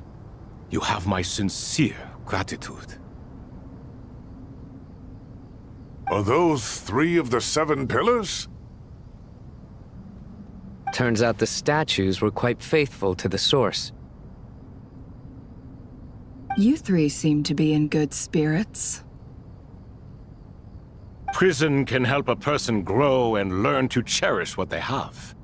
Nevertheless, after everything you've done for me, I sincerely hope you never have to experience it for yourself. Hello, Nefer. It's good to see you, Thoth the Ibis King. Nice. Definitely puts my mind at ease, seeing you two getting along so well. Should we maybe introduce ourselves, or... Sure. I'm Sethos, the current leader of the Temple of Silence. This is General Mahamatra Sino, and this is the former Spantamot sage, Cyrus. But I'm guessing none of that means a whole lot to you.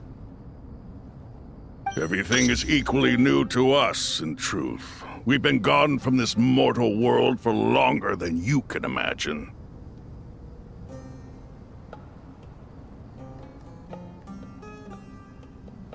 Let's hold off on the introductions for now. We can always ask Nefer about you later. It'll give me something to talk about with my chosen disciple.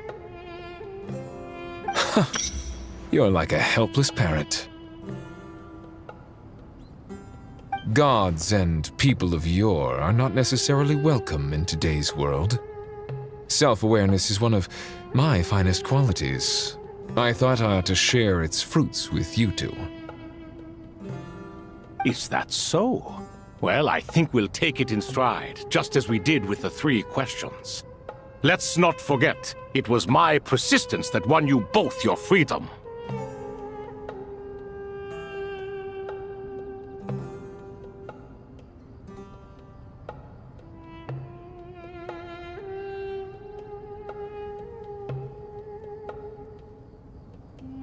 Fair point. I have to applaud your persistence. And I must praise you for your wisdom. Now, state your wishes, young ones.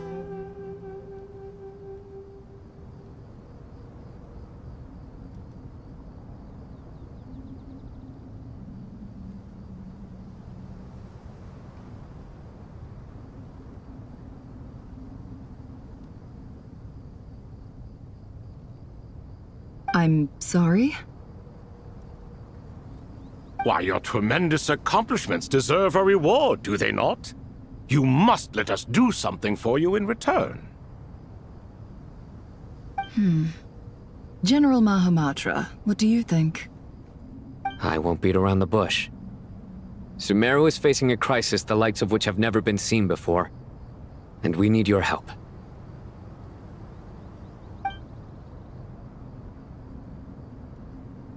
Every calamity throughout the ages has been connected to us in one way or another. whether we were its cause or consequence.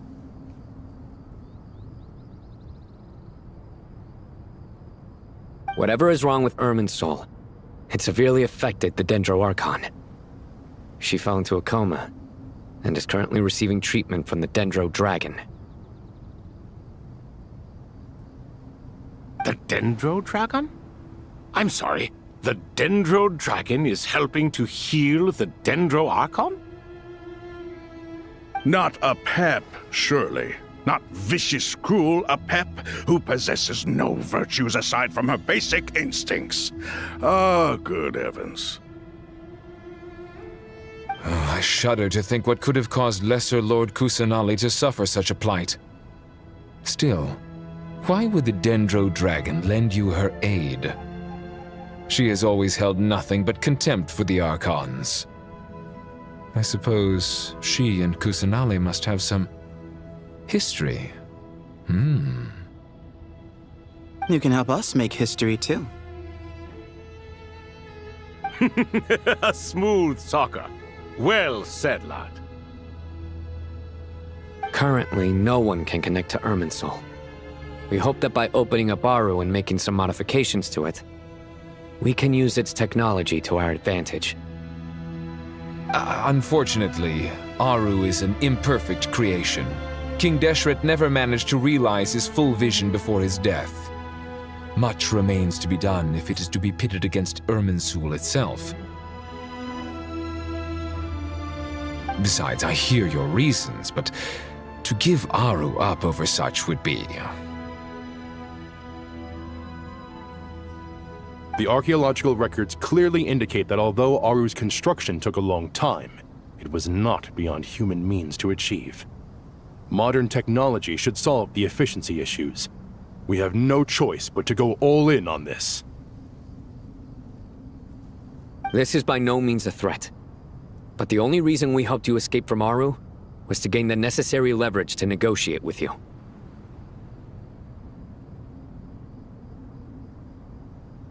You asked us to state our wishes, and we have.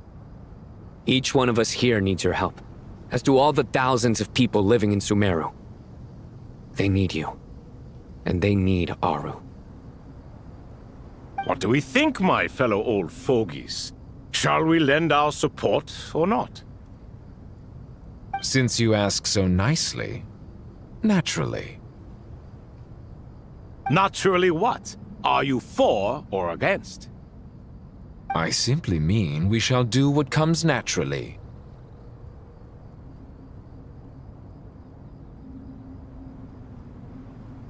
You claim that you wish to open Aru.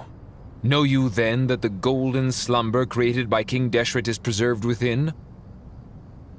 We do. We understand the risks involved. In all likelihood, the mortal world will never again be able to replicate King Deshret's work. Never will there be another chance to come so close to creating a utopia. Knowing this, are you sure of your decision?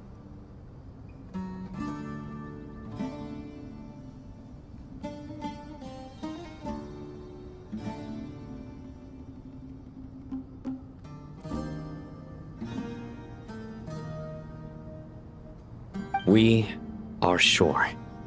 Before people can dream, they must first live. If your minds are made up, very well. We shall summon our erstwhile colleagues to discuss this further. Saint Shezepank, Saint Bennu, once you surrendered to silence and were buried with King Deshret.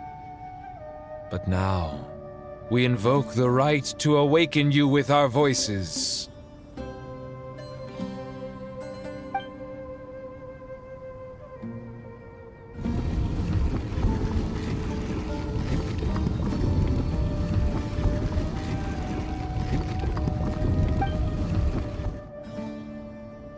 Saint Bennu, responding to your call. 3 kings detected. Initiating autonomous will. Saint Shezbank, responding to your call. 3 kings detected. Initiating autonomous will. Ah, Lord Herreshoff. What a long time it has been. I trust you are keeping well. Then your trust in my well-being has long outlived your physical body. You have always opened with that same phrase, in life, death, and now even beyond. Al-Akhmar is long gone. What is the reason for this meeting? You're awake? Good. We are voting on whether to give the people of present-day Sumeru access to Aru and permit them to perform technological renovations. You have the right to support or oppose the motion. Aru is the pride of Al-Akhmar. Opening Aru requires the unanimous consent of the 7 pillars. I hope you have a convincing reason to present to us. Sumeru is currently in the midst of a major calamity. Let us not forget that while Al-Akhmar was a stern ruler, he was also a teacher of wisdom. A god without his people shall cease to exist, and King Deshret's greatest wish was to provide protection for his people. Let us then honor our God King's wishes as we consider our decision. I do not mean to mock these proceedings, but what is the point of a unanimous vote when we know that the last of the 7 pillars, the Dendro Dragon Apep, will never communicate with us? This will no doubt surprise your mechanical mind, and I have no intention of trying to persuade you it is true. But Apep is, in fact, healing the Dendro Archon as we speak. Huh? Can someone attest to this? Do we have any proof? I ask the 3 kings, can any of you vouch for the truth of this claim? Naturally, the Ibis King, Thoth. What? It was Thoth's disciples who revealed the truth to us. We need not debate its veracity. Simply let Thoth bear accountability. That way the rest of us may have a clear conscience.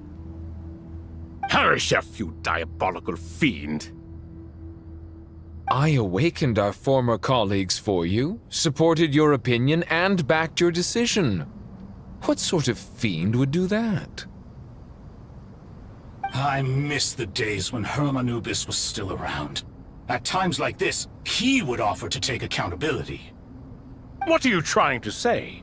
Is my word worth less to you than Hermanubis's? Hypocrite though you are, Lord Thoth, you are humorous in equal measure. How could we bear not to associate with a character such as you? I, Saint Shezpank, approve the Goat King's proposal. Since King Deshret is no more, we shall receive no reprimand for acting beyond our remit. Nevertheless, I sincerely hope that those before us understand the significance of what they intend to do. Remember, the moment that Aru is liberated, the myriad souls residing within the Golden Slumber will return to the ley lines.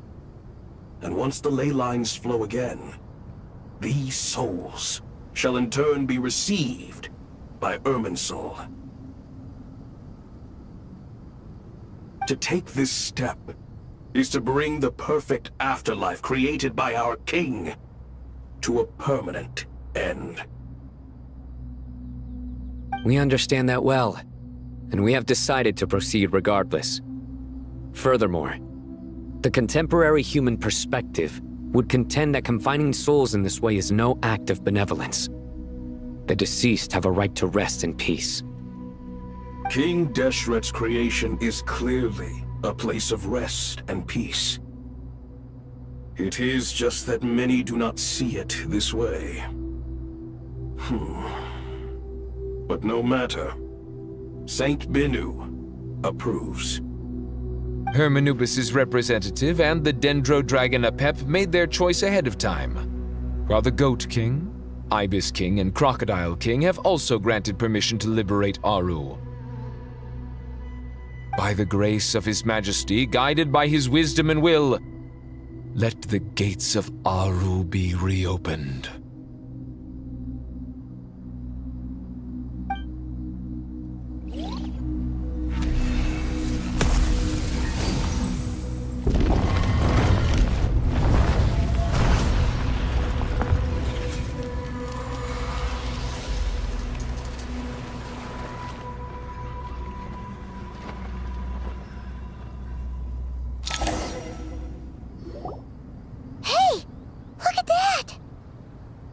What's this? Are we under attack?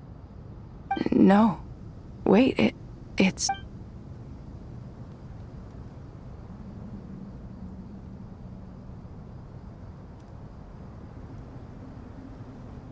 Here you are. Through the sands of time. I see you. Father. Father, is it really you? It's Chet's father, Jibriel! That's right! He entered the golden slumber, didn't he? I smell blood and sand on you. You've grown. Strong as a wild beast, and without shedding a tear. You have to leave, don't you? Please, just answer me this. What should I do for you? This meeting is a blessing from the gods.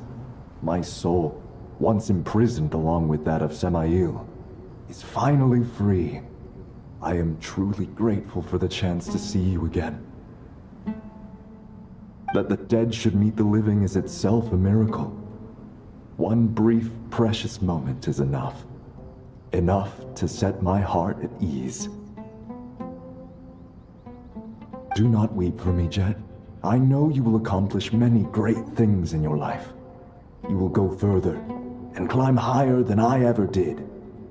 All I ask is that you take good care of yourself.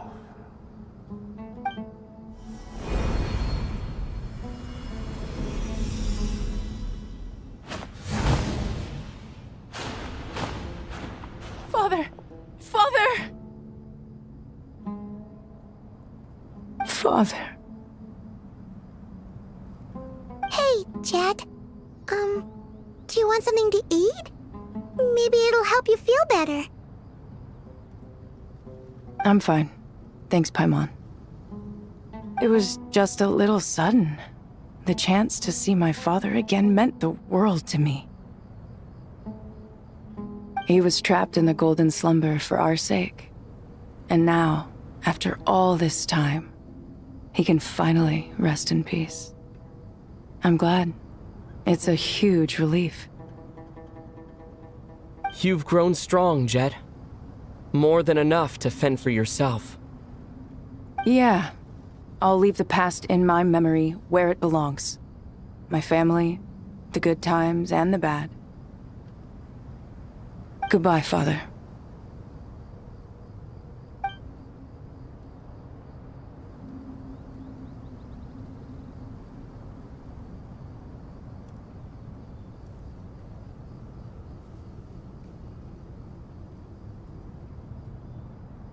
Ah, me, what a touching reunion that was. It seems we did a good deed today.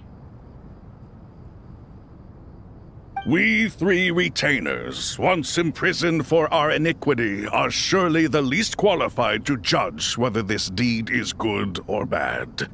Either way, Aru is open. Now you have your opportunity, and with it, whatever trouble may ensue.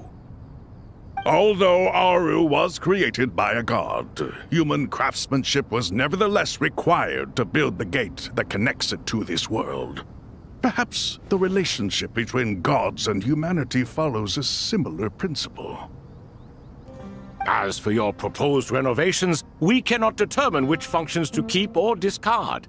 Proceed as you see fit, but please entrust the task to your most accomplished scholars, or Bennu will be most displeased. It matters not. The Ibis King shall be accountable if any problems arise. Ibis. You chose to take on disciples, and so it follows that you must accept the risks of associating with humans.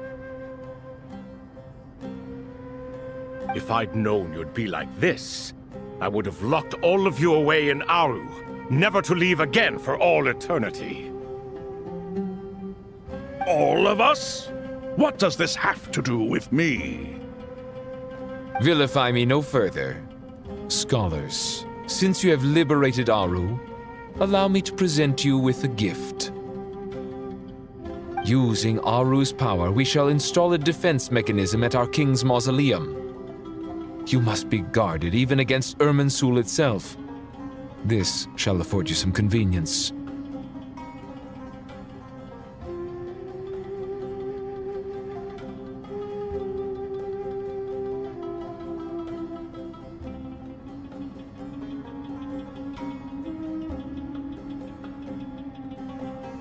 Unseen and unheard. From this moment forth, none may by sight or hearing perceive anything said or done within the mausoleum. Amazing. And all this is achieved just with the power of Aru? With technology from the heavens, the possibilities are endless. Just because King Deshret did not use it for this purpose does not mean that it cannot be done. So, marvel away. This is the reward you have earned. All right. Well, that resolves the issue of confidentiality. What about the technical side? Do we have the manpower? Why, yes. I've already contacted them. They'll be here soon.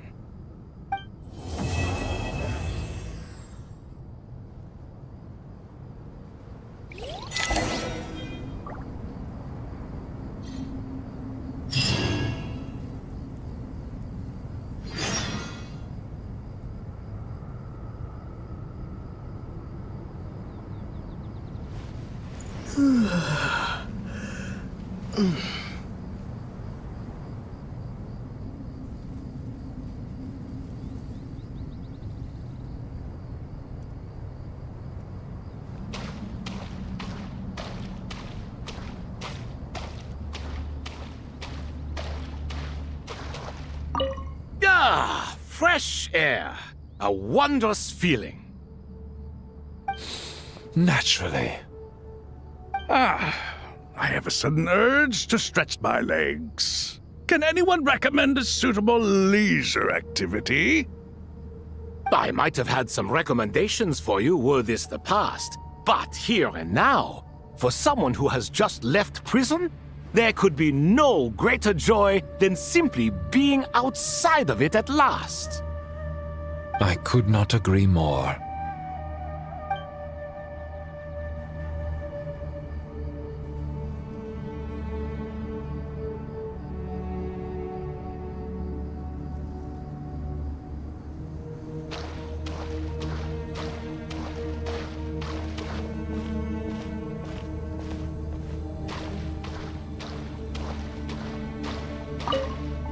As I thought, the so-called 7 pillars of King Deshret are as underwhelming as ever.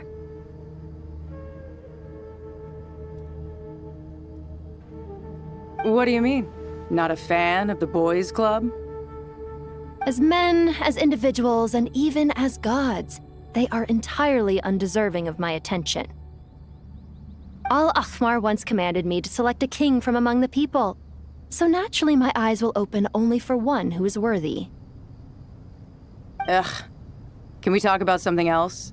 It all sounds pretty complicated, and I haven't read that many storybooks. You think this is a mere story? Well, many would also say that the journey you shared with your father is naught but a tale. My life, your life, they are nothing but stories. Little girl, it appears that you really have grown. In the past, you would have flown into a blind rage at my words, but now you are unperturbed. Oh, it's nothing. I just feel like you're right. Getting all pissed at someone for telling the truth is pointless. It only makes me look petty. This alone is proof enough of your growth. You're doing well, my dear girl. You're becoming ever stronger. Strong enough to defend the people and things you hold dear. You think so? I hope you're right.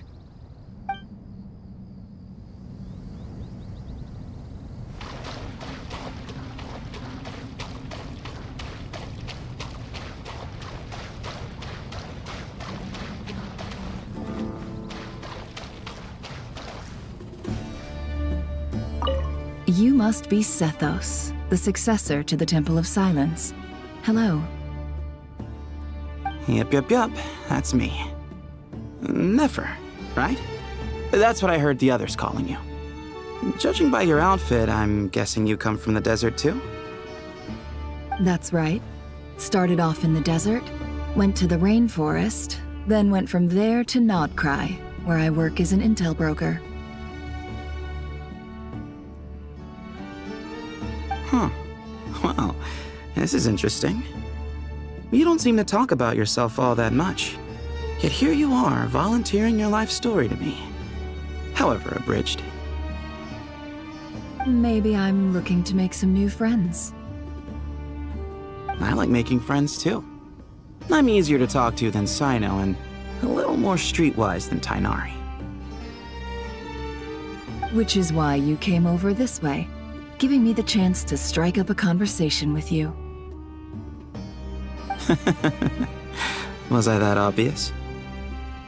I think you did fine. You were mindful of my attitude and hoped to lure me in through sentiment. Lure you in isn't exactly how I'd put it. I see it more as an invitation. An invitation to what? To put down your luggage. Lay down your burdens. To return to your homeland. And be truly welcome in the place you once felt so estranged from.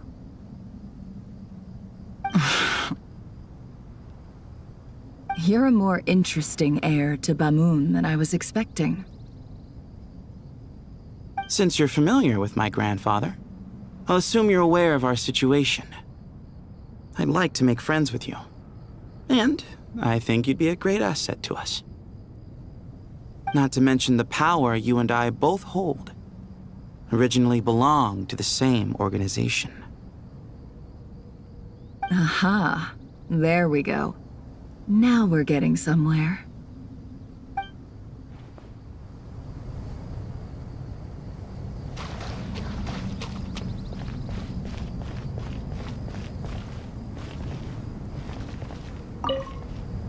Do you hear that? Sounds like your teacher is scolding mine. Huh. Classic. Did you see her? She's a former Vahumana student who dropped out of the academia and went to Nodcry to work as an intel broker. There's more to her than meets the eye.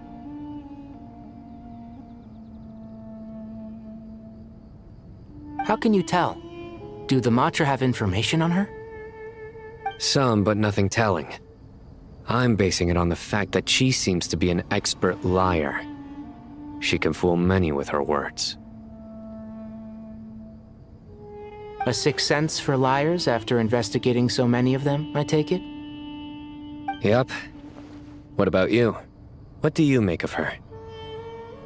A little earlier, in the corner, I noticed she gave some supplies to Jet and had her deliver them to the main group. She's meticulous and highly observant. Besides, what was it you said? Making it to the top is no easy feat in any profession. Anyone who's at the top of their game has to have some sort of edge over others. It's true, but she's not the only one at the top of her game. I also am, and so are you. Sure, but what's to guarantee she won't overhear us talking about her? Don't worry, I have my methods. Sethos is distracting her. Ah, I see.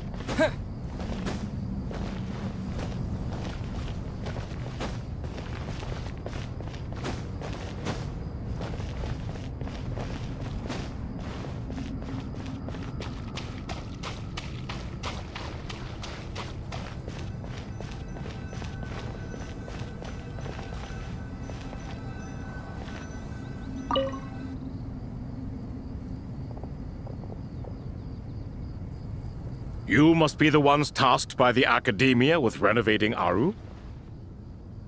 That's right. Good afternoon. I'm Kaveh, and these two are Termezi and Naisaburi. Hey, I'll hate them! Come and introduce yourself! We've met before. This is Thoth, the Ibis King, and everyone knows these two. Afternoon, gentlemen. I've only ever seen these two in murals! Ah, the paintings in the temple. They show us chatting, playing cards, playing chess. Precisely the activities we most enjoy, funnily enough. No, only you enjoy playing chess. We were just humoring you. I wouldn't go that far. Back to the matter at hand. A preliminary assessment by the Academia indicates that this project requires expertise in various disciplines, including the deciphering of ancient texts, mechanical engineering, the restoration of ancient ruins, and elemental theory. The most capable minds in their respective fields are here before you.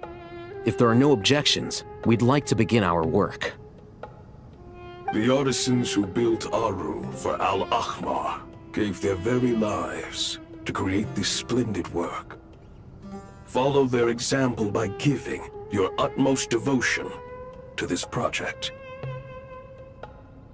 I didn't know that. We'll do our best, of course, but we certainly won't be sacrificing our lives. Such brazen words. Humans these days are a far cry from their ancestors. What little respect you show for King Deshret.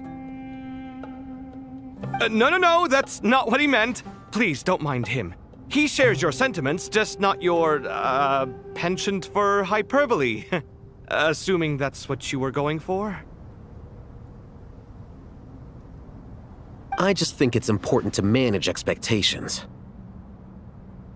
Forgive my lack of courtesy, but we simply can't sacrifice our lives to the gods on completion of the project like people in the legends of old.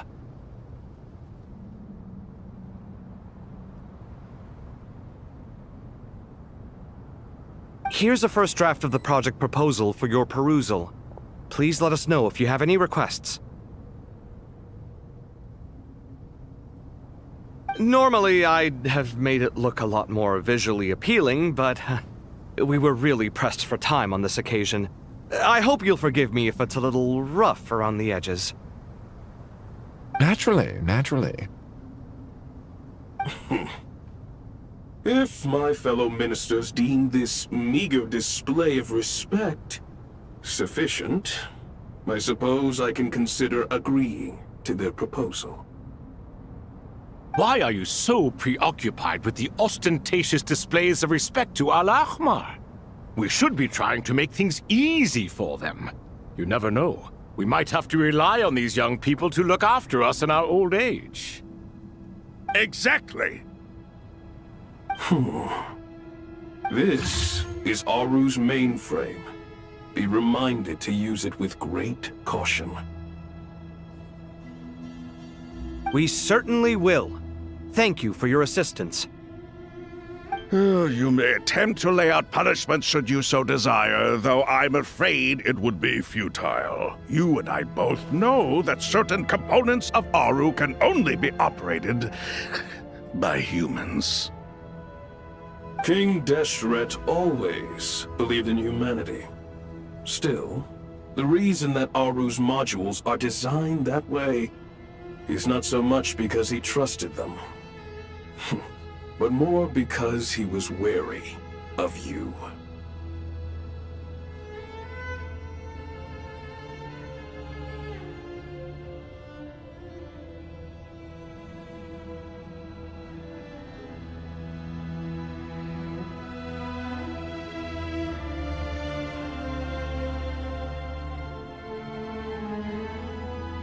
Is that true? No wonder human artisans helped to build Aru then. He actually required human assistance to create his greatest work. Naturally. Have you noticed that the Goat King keeps giving superficial responses? It's like he's just going through the motions and leaving the real debate to his colleagues. He understands the art of perfunctory speech. That's what earned him his position as the Minister of Ministers. It seems the rumors about King Deshret being a poor judge of character are baseless after all.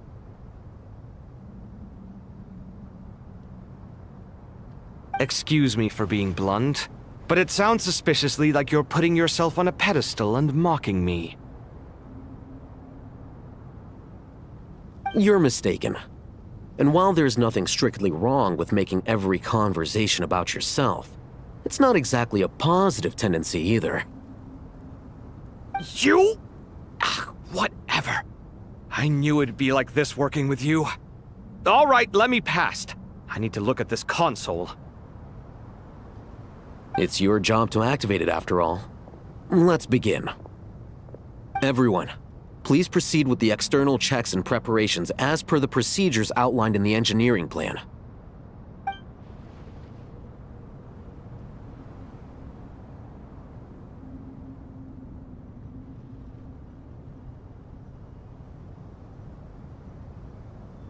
Hello there, youngsters. Whoa, the Ibis King came to life. What do you mean, came to life? I've been alive the whole time. You did say we could start our research, right? Are you having second thoughts now? I've reviewed the proposal. The work you're planning to carry out on this grand device is ambitious in its scope. You have ample confidence in your abilities, I take it? I wouldn't say I'm feeling hugely confident, but given how bad things are, I'd rather at least try something than sit around waiting to die. You are the top scholars of your day.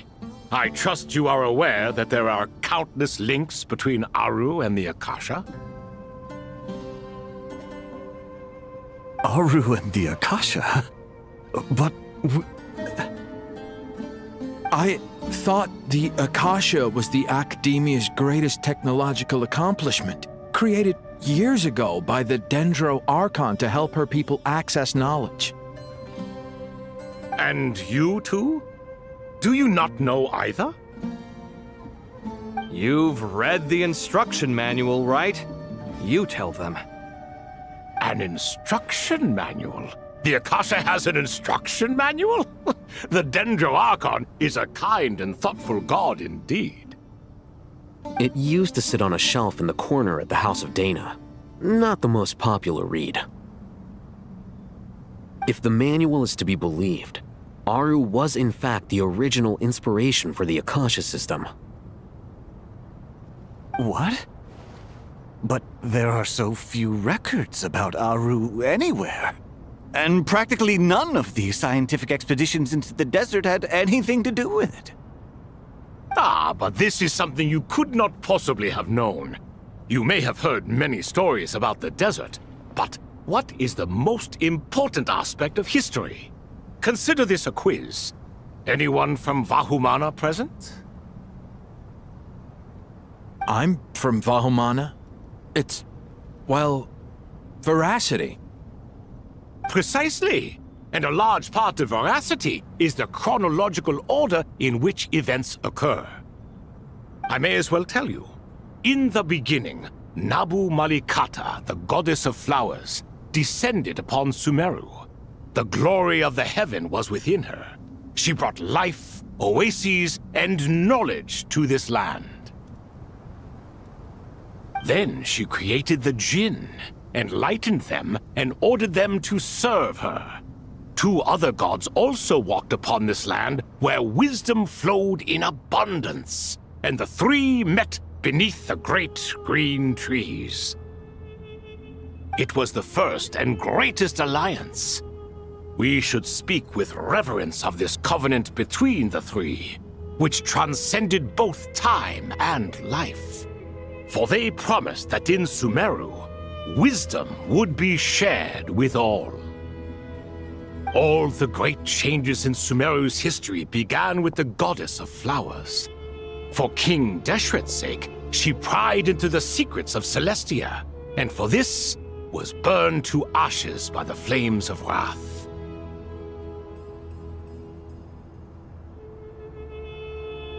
So grieved was King Deshret by her passing that he lost all interest in state affairs and devoted himself instead to the knowledge that she had brought back.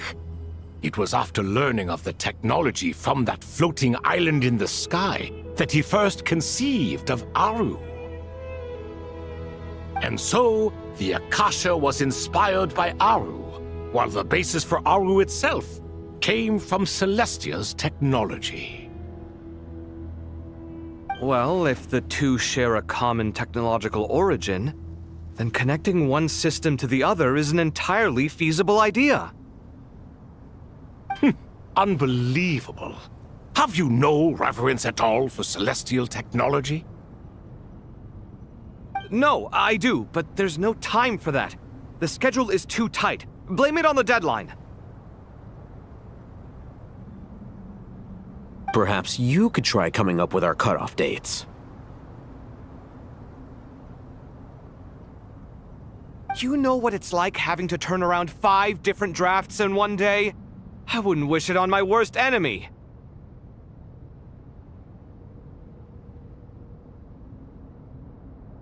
Yeah, also, Sir Ibis, King, you don't plan on getting directly involved at all, do you? Yes, well, you strike us more as having come to give a popular science lecture. Or, wait, does this count as more of a first-hand witness statement? Neither. Anyway, this sounds like far too much work for me. Still, if Aru is so powerful, why didn't King Deshret use it for more ambitious ends?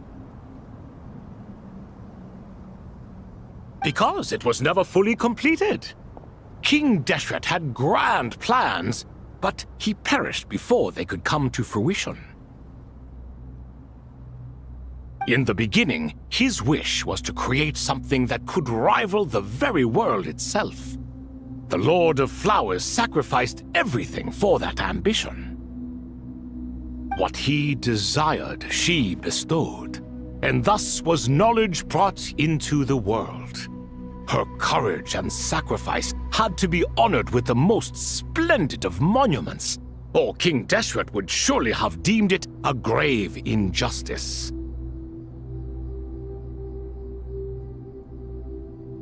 And that monument, built from knowledge and technology, etched with a sacrificial and courageous love, even in its unfinished form, it deserves to be treasured.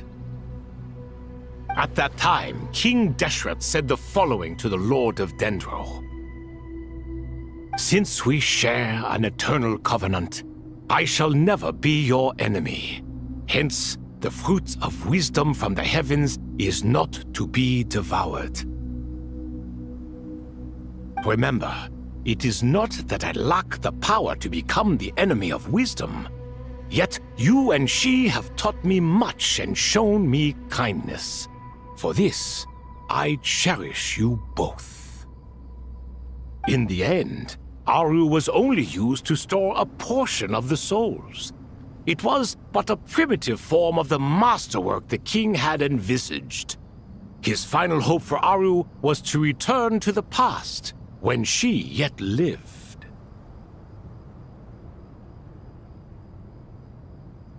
So the point you're making is, King Deshret was both powerful and ambitious, and he only ceased his imperious ways out of affection for the Goddess of Flowers and the Dendro Archon. You could see this as an act of mercy, but you could also see it as the sentiments that lay between these three gods placing constraints on him.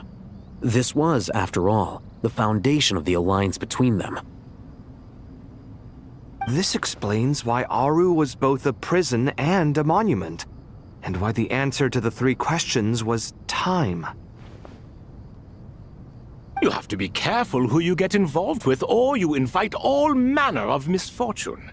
This is as true for gods as it is for humans. Love is the same. It is both a prison and a monument. All right, let us pause the story here for now. Seeing as you've been so diligent, I'll offer a little help. Who's in charge again? Is it you two? Ah, yes, me and him. Now then, close your eyes. Wisdom hides in the space between the tangible and the intangible. It is to convey the incommunicable through the simplest of mediums. By the power of King Deshret, I shall grant you a glimpse into the unseen secrets that lie at the threshold of existence.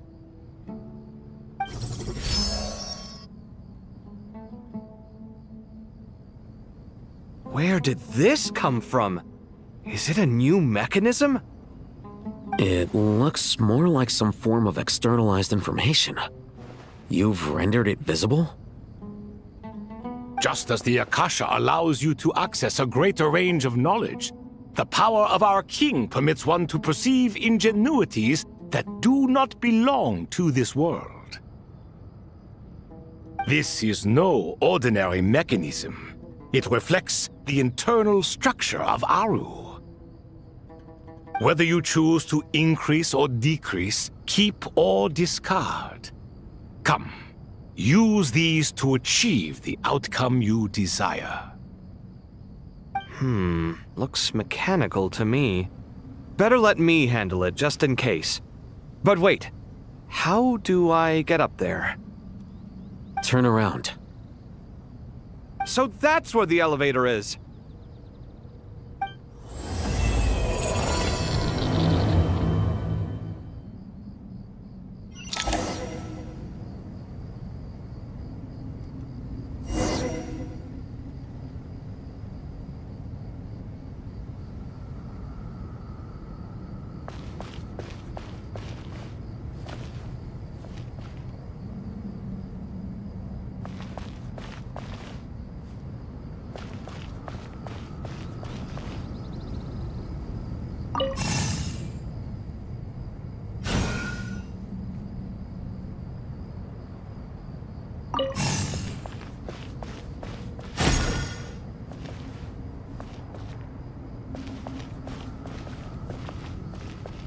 Scanning.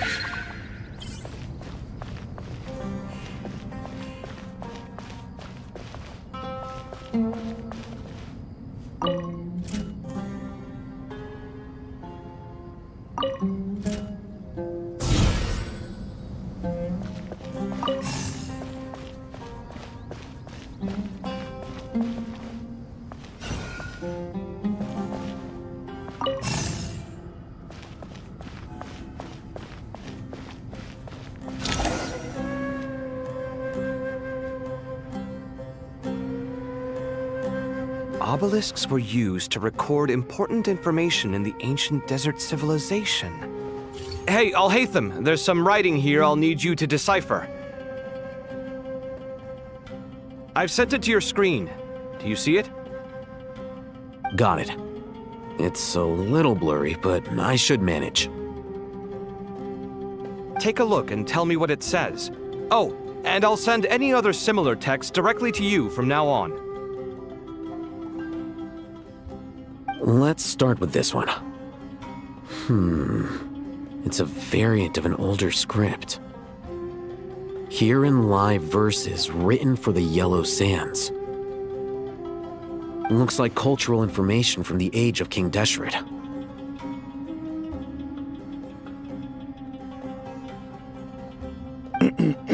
If so, I suggest you delete it.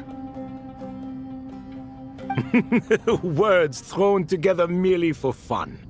I had no idea Aru kept a record of this. Well, as long as you're certain that this is strictly private information, that's fine. It is unimportant. All right, well, I guess I'll start now.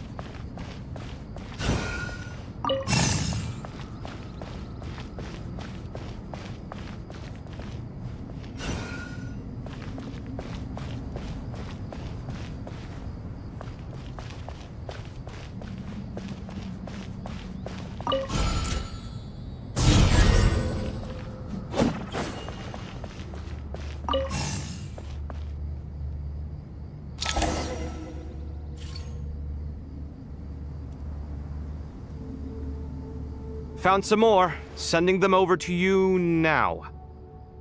These are all reports about the Gurubad conflict. Can we delete them? I'd say so. Most of this information has already been archived anyway. What if there are details in there that Vahumana missed? What are we supposed to do if they come after us in the future? They'll just have to live with it. If we don't resolve these issues now, there won't even be an academia in the future, let alone a Vahumana Darshan. Yeah, you're right. Okay, done. There's some other similar monuments nearby. I'll check them out.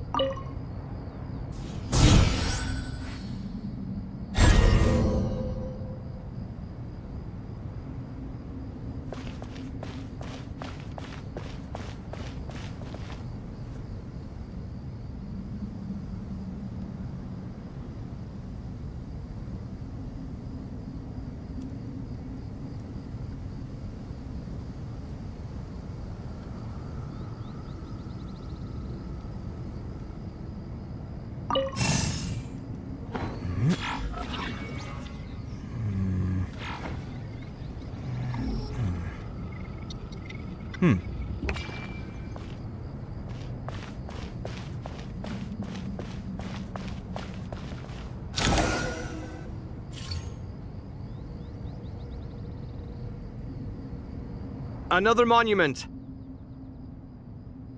Hold on.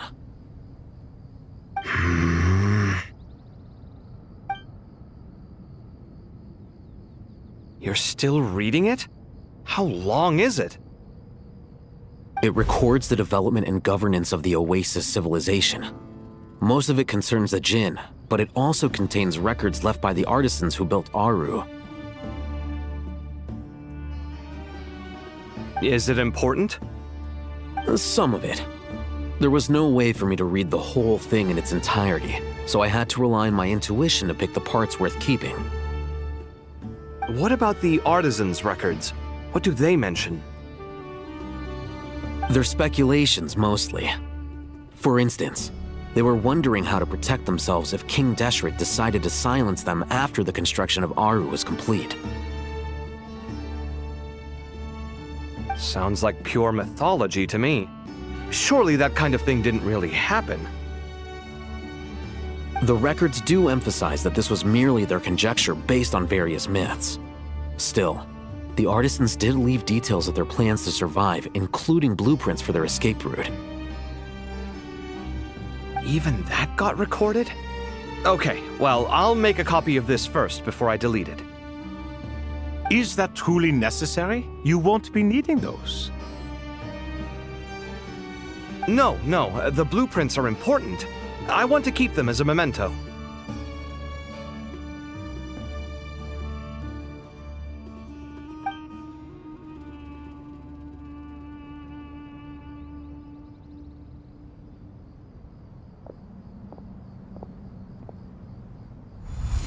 I think that should just about do it.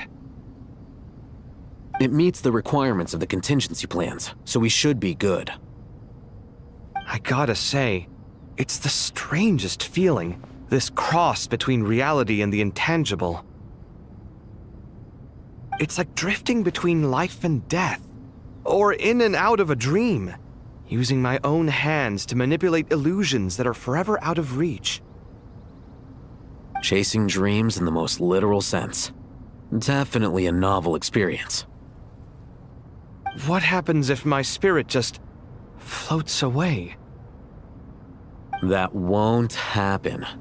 Anyway, I wouldn't celebrate just yet if I were you. There's likely to be a phase 2 of this project. All right. I'd better keep my wits about me then.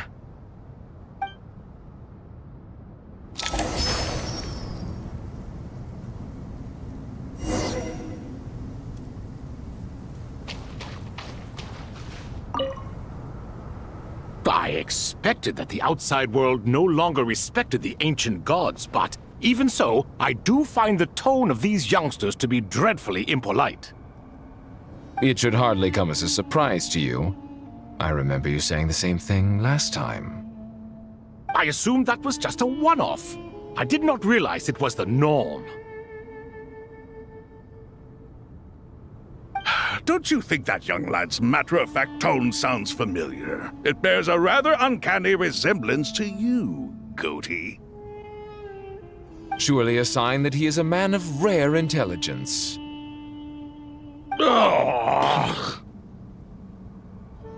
The rest of them, though, much better. The blonde-haired one, for instance. So sincere. That's the kind of kid I can respect. Oh, really? Well, what about your disciple, Nefer? She's about the furthest from sincerity that a person can get. And now you hit the crux of the issue. Thoth is spouting lies again. He cares nothing for sincerity. He likes Nefer simply because her personality is just like his. Thus, in giving his approval to Nefer, Thoth is simply validating himself. The rest is but smoke and mirrors. You have some nerve saying that. There really is no helping you two. Shut up, chess rookie.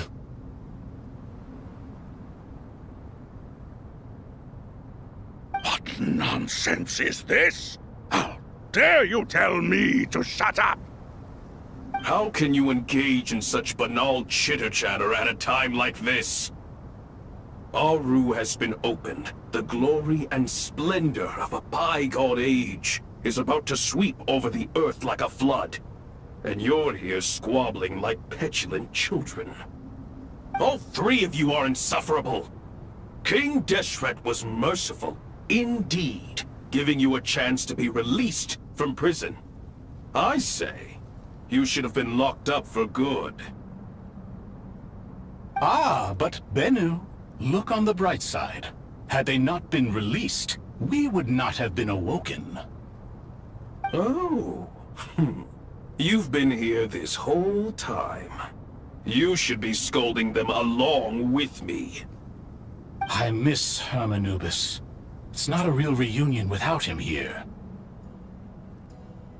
And now you're avoiding the topic and talking to yourself. Why King Deshret designed your personality like this, I will never understand. Isn't this simply proof that our king supports my free will? Oh, look at those two rust buckets. Suddenly, you two do not seem so bad after all. Here, here. If being stuck together for thousands of years fosters no friendship, I cannot say what would. Naturally.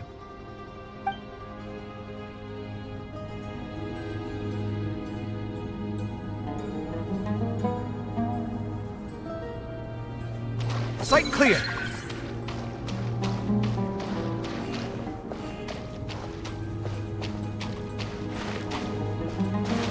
Hup.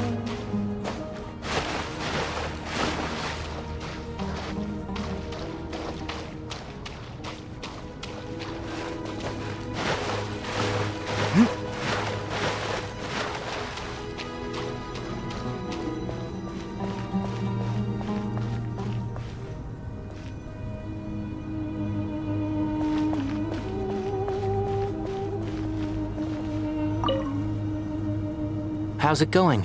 Are things progressing smoothly? Well enough, I suppose. You know how it is. The work itself is only half the problem. The other half is having to work with Al-Haytham. I'm sure the feeling is mutual. Honestly, though, I thought you two had already worked things out. As if. Turns out working closely together is the best way to expose any tensions lurking beneath the surface. Besides, I just think that some people never change. Agreed. Case in point, you didn't make sure I was out of earshot before you started complaining about me.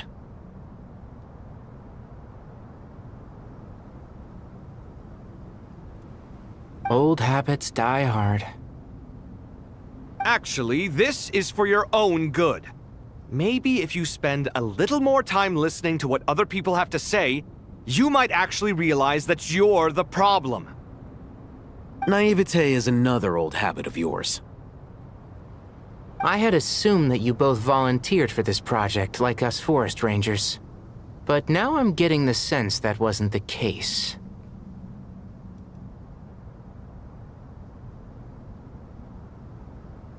Definitely not. We were assigned to it by Lesser Lord Kusanali and Nephis.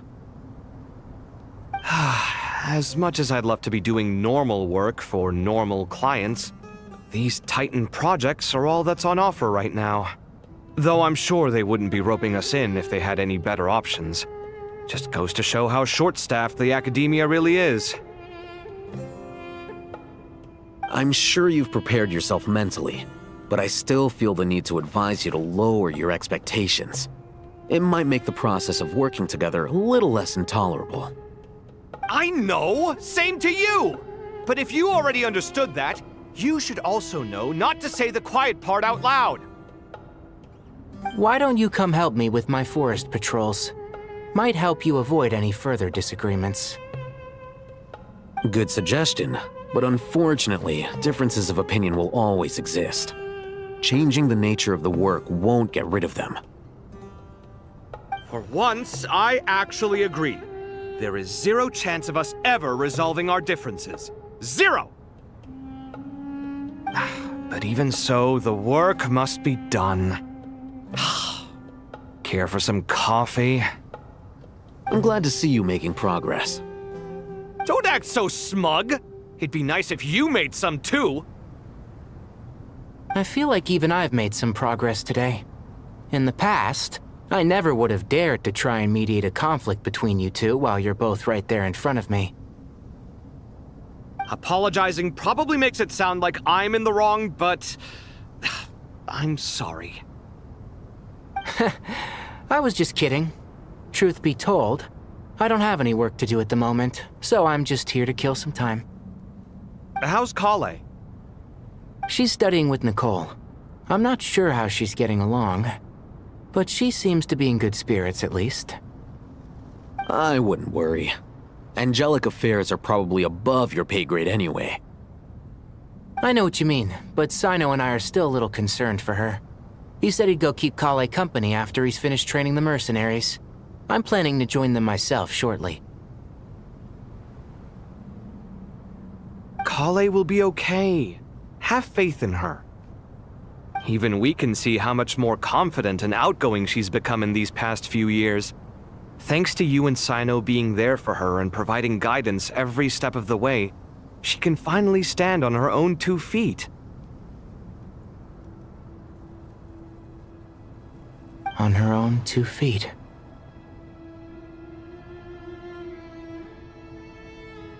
Does it feel bittersweet? Watching the younger generation grow up and move on.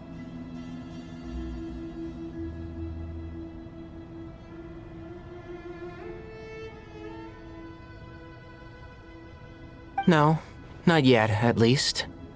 I was just thinking, I wish there was more I could do for everyone. She'll be fine. Yeah, she will. Just try to relax.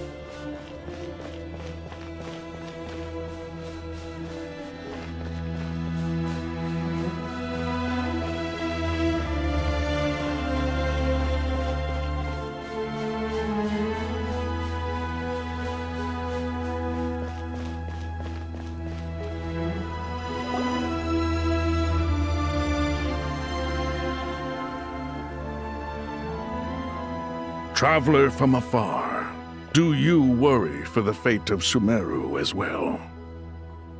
Whoa! It's Sobek the Crocodile King! Greetings, Crocodile King. Please be at ease. I'm just here to chat with you about Lesser Lord Kusanali. Sounds like you really care about her. Yes, although to be exact, it is a mixture of both concern and curiosity that I feel.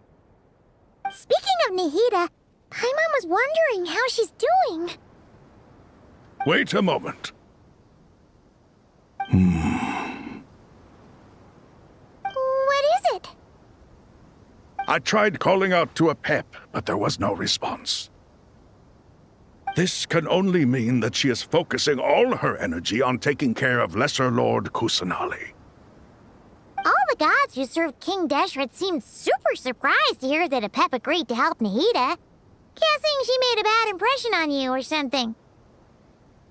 Are you aware of the history between her and our king?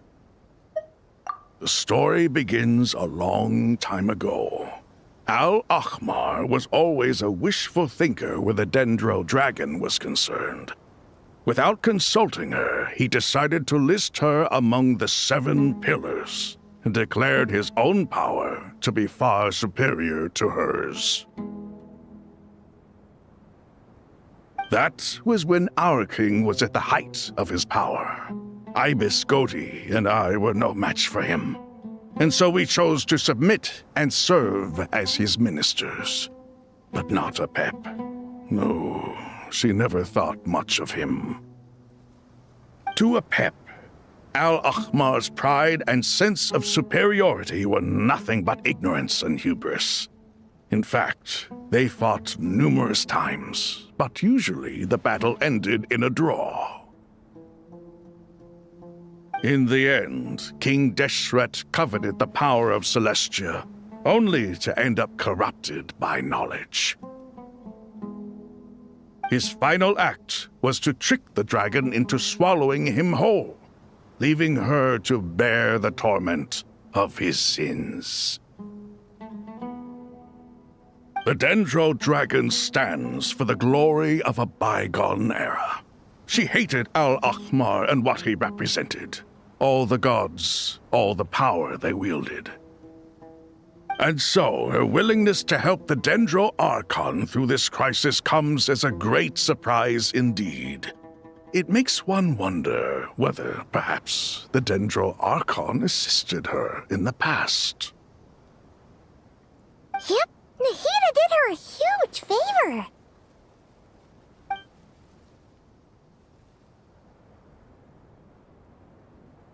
So Lesser Lord Kusanali put an end to the Dendro Dragon's many long years of torment. As much as she loathes the 7, Apep knows kindness when she sees it. No wonder she was willing to make an exception. Yeah, that's the sense we got from dealing with her too. She is not incapable of coexisting with other living things. Rather, she actively chooses to avoid coexistence. And this despite the fact that she symbolizes life itself. How ironic. All of this being said, I wouldn't expect too much from her if I were you. Nothing will change her hatred towards humanity and gods. We'll keep that in mind. Anyway, how much longer do you think Nahida needs to stay with Apep? For all we know, the Fatui might still be in the desert. Just to be on the safe side. aside, why don't we grab anyone who isn't busy right now and go look for her? I'm alright, Paimon. Huh? Was that Nahida's voice? It seems the treatment was effective. Since when do my deeds require your evaluation?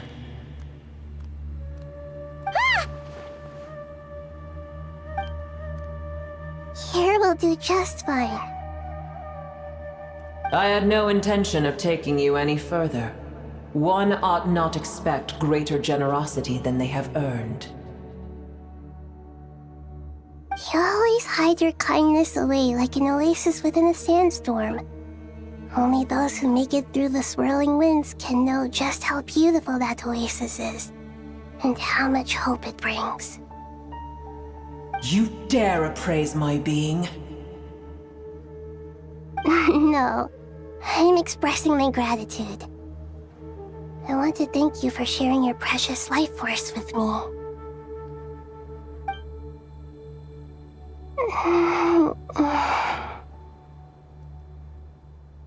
Awake already? You are more resilient than I thought. Pep. I feel much better. Thank you. Gods and their gratitude mean little to me.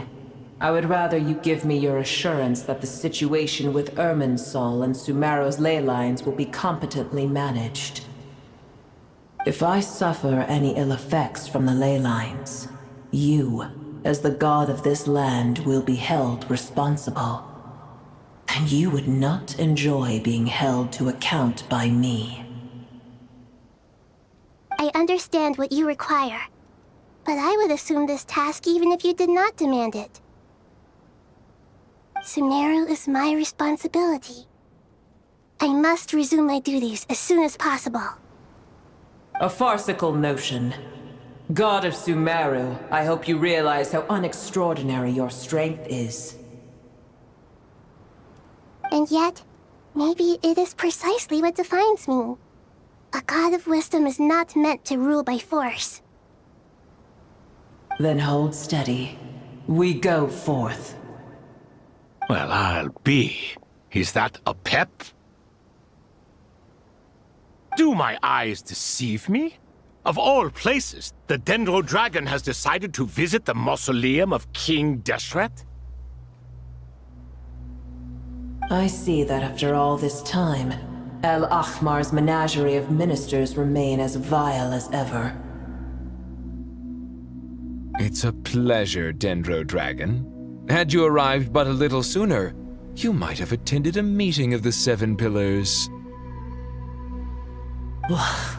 What a nauseating thought. You are not the first insects I have had the displeasure of dealing with today. A swarm of them tugged on my tail on my way over. Goodness knows what hovels they crawled from. Why do all the creatures of this world remain so lowly after all this time? What did you do with them? I cast them away. What would you have me do? Keep them as trinkets? Boer, this is where we shall part ways. To be clear, I do not wish to see you or anyone else here ever again, unless absolutely necessary. Then I wish you peace as you return to your dwelling place. It matters not to me. Simply refrain from bothering me again.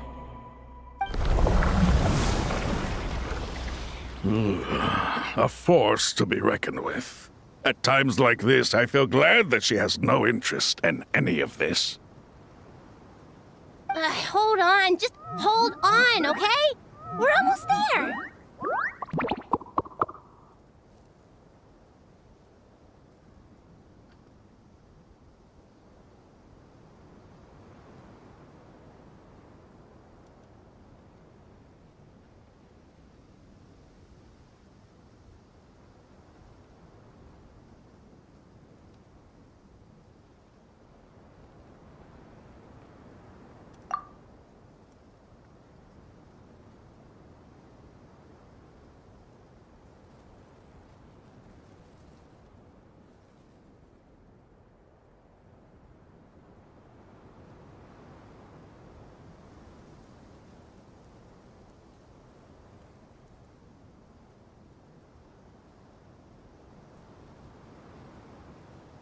We made it!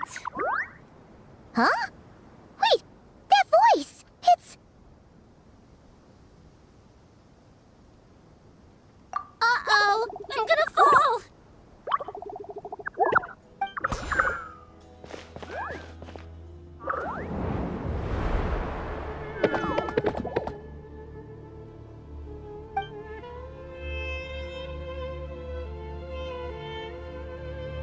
Well, that's a relief. A pair of safe hands indeed. The Dendro Archon's familiars. They are the last thing I expected to see here. Huh? Wait, what are the R&R doing here? Don't you guys hate the desert? Obviously I was worried about the Dendro Archon. I've been supporting them with my Pari powers the whole way here. Oh, you seem pretty nervous. Is it because there are too many people around? Not just people. It's all these non-human beings, too. It's hard on them. I can't believe you made such a long and dangerous journey just for my sake. I appreciate your support so much. Thank you all.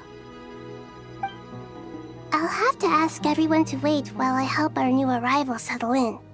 Once I'm done, I'll gather everyone to discuss our next steps. Traveler, Paimon, shall we find a place for our friends to stay? Awesome! Let's go!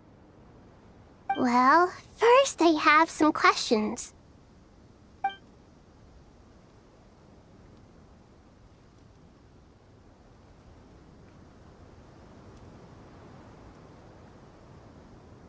Okay, I think that covers everything. Thank you. We can get going now.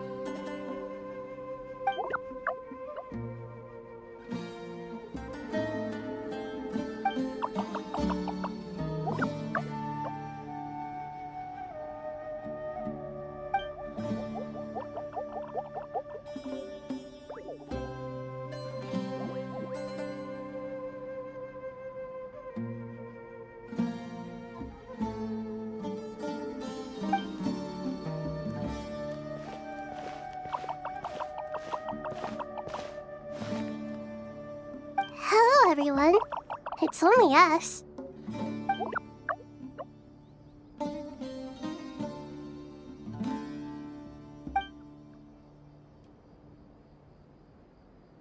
It must be very tough for you coming all the way out here, especially since you don't like the Voluka. Is everyone back in Vanarana doing well?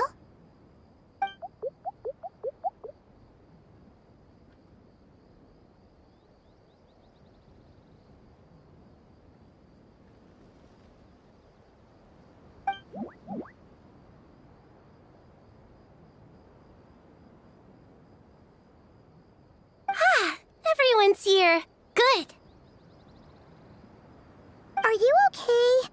You look like you were about to pass out back there. Then you're forgetting who I am. Don't underestimate me.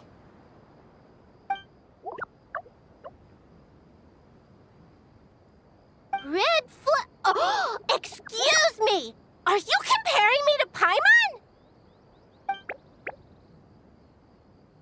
I suppose everyone is gathered here because of me. As we can see, the situation is critical, and everyone is very busy with their various tasks, so...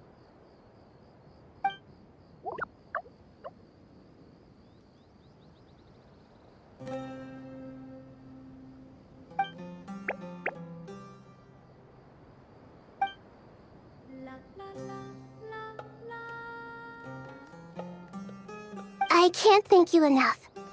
Right now, we're focused on restructuring Aru, processing excess information, and helping restore everyone's confidence.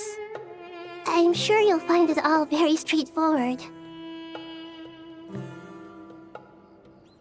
I can help too! Just let me know where I'm needed.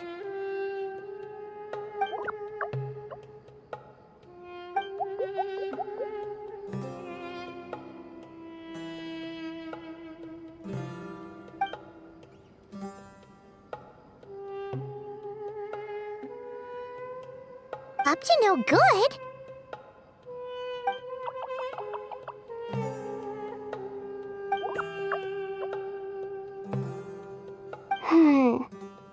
That definitely sounds suspicious.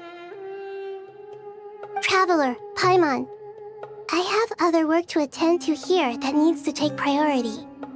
Could I trouble you to investigate the situation Arabalika spoke of? No problem. Leave it to us. Thank you. I'm counting on you.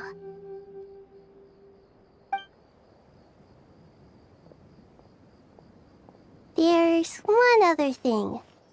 If you are to work alongside the people of Sumeru, you will need to make yourselves visible to them. Is that acceptable to everyone?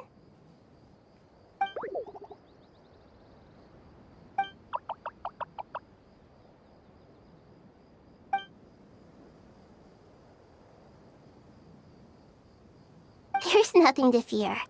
No one here will hurt you. But if you do feel afraid, don't worry. Just call my name and I'll be there. Very well. Now, I shall bestow a small blessing upon you all. Whenever people see you and interact with you, from the moment their gaze meets yours, they will experience the most beautiful of dreams.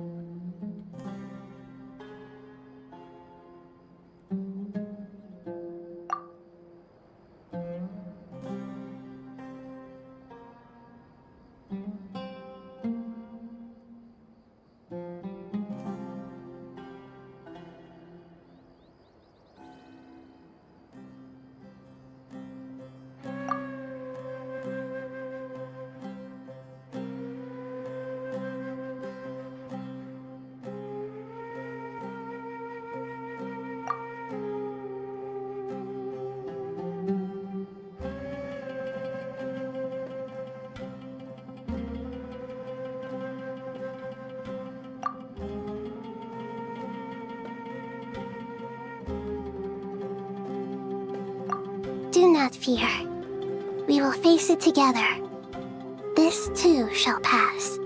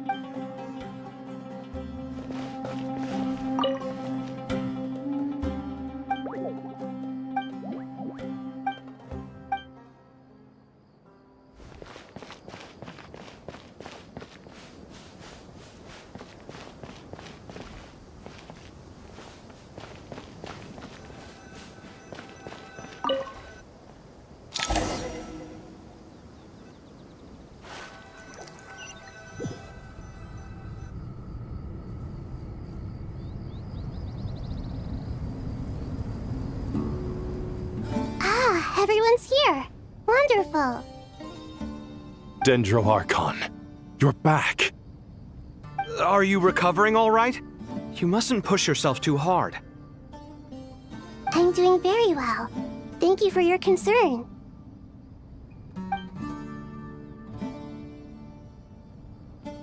I see. Using the power of Aru to reboot the Akasha and gain access to Irminsul. It's a sound plan, although...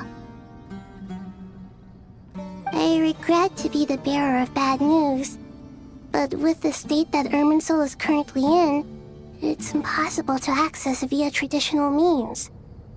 Even the Akasha won't change that. Alas, we had feared this may be the case. And what about non-traditional means? Non-traditional means? Are you saying... Desperate times call for new measures.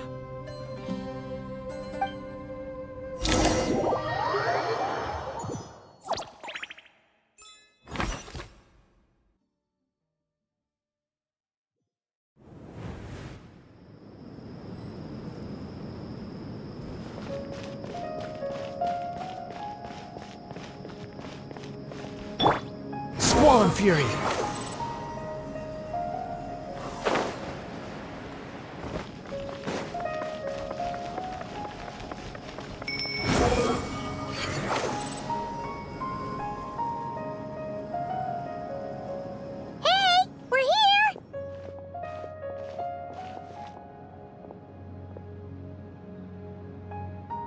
Ah, it's you. Is there a situation?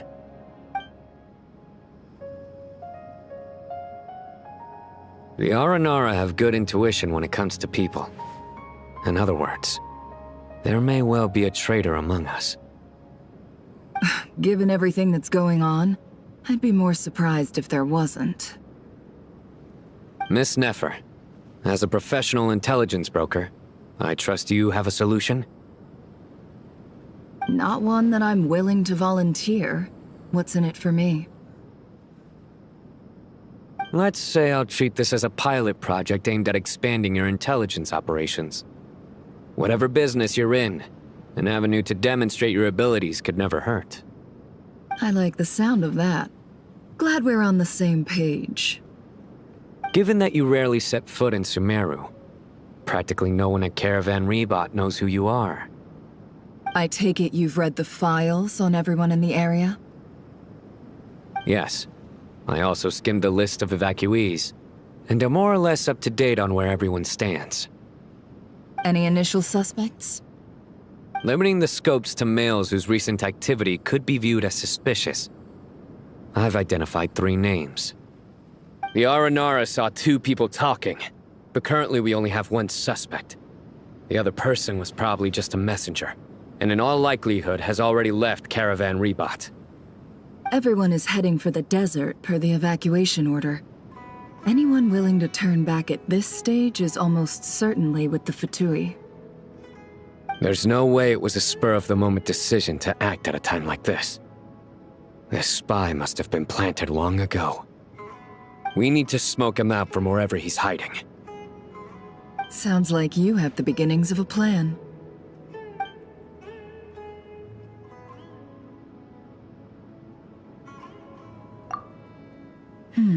I see. Your suspicions are well-founded.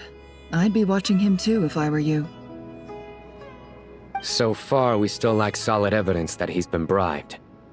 He hasn't made any recent purchases that would indicate he came into some cash. Then let's get closer to him to confirm before we make our move. I can handle it. I'm not based in Sumeru, so barely anyone at Caravan Rebot knows who I am. And you're certain you've never encountered this person in Nodcry? I'm certain. Besides, it's extremely rare for me to have had any direct contact with Sumeru mercenaries besides Jet. There's no way he could have seen my face before. Sino, stay out of sight and wait for my signal. If he raises any red flags, I'll bring him toward the main road. Understood. I'll take it from there. Excellent. Well, it's a pleasure working with you.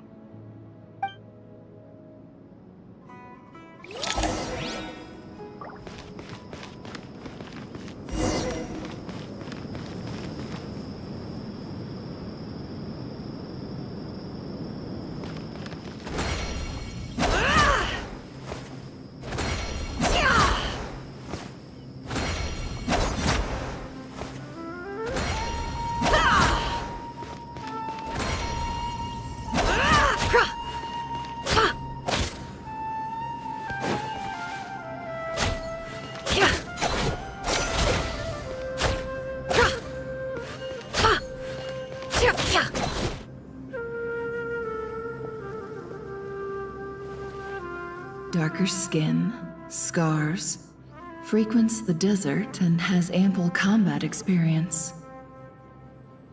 Nothing unusual about how he dresses or acts. What's that he's looking at? A coin. Interesting. Could that be how his contact paid him? Conveniently discreet for someone trying to hide any unexplained income. And yet it could be highly valuable. Sorry to bother you. Has everyone here already left? I don't suppose you happen to see a lady wearing a hat? Ma'am, what are you doing in Caravan Rebat all by yourself? The main group evacuated some time ago. Didn't you pass them on the road? My friend and I lost some of our cargo along the way. I didn't want to miss out on potential business, so I told her to go on ahead and meet the client while I retraced our steps. I didn't think it would be so late by the time I found it. And then there was a terrible sandstorm. I guess I must have taken a wrong turn, because I didn't see any large groups on my way here. Forgive me for asking, but just to be on the safe side, could you describe this friend of yours? Sure. She has blonde hair, and she was wearing a hat and a white dress. You'd definitely know if you'd seen her. Yes, I think that does ring a bell.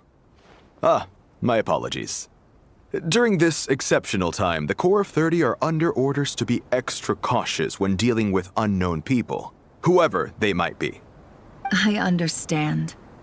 Well, sir, is there anything else you need to know? If not, I'd better try and catch up with them. Hey, wait! They left a good while ago now. You'll never catch up with them on your own. Why don't I give you a ride? I'm here to collect the last few people anyway. We have plenty of carts, so one more won't be a problem. That would be amazing. Traveling with a group will be much safer. Hey, let's not worry about the money for now. Wait here a moment.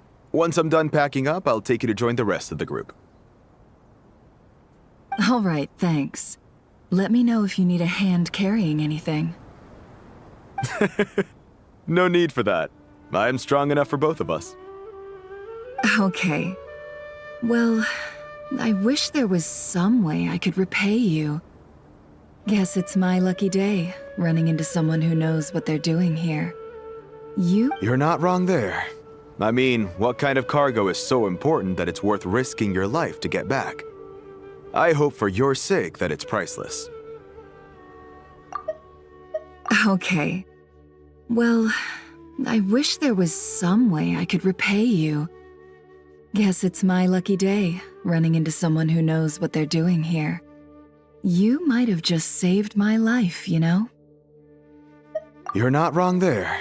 I mean, what kind of cargo is so important that it's worth risking your life to get back? I hope for your sake that it's priceless.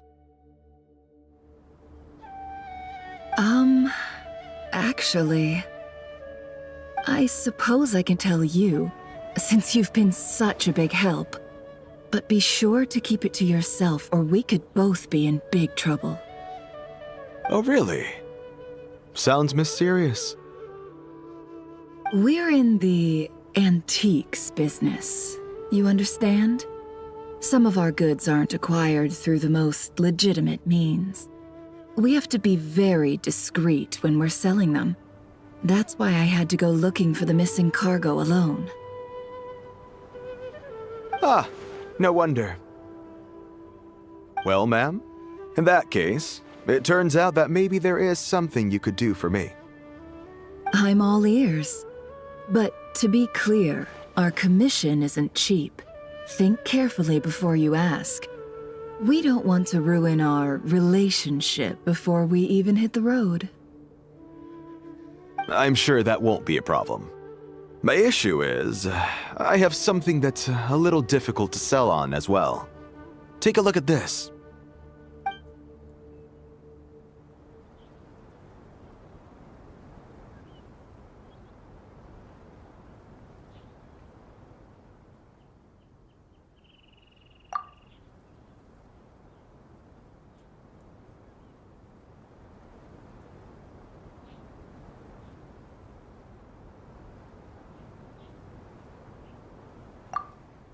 Pure gold.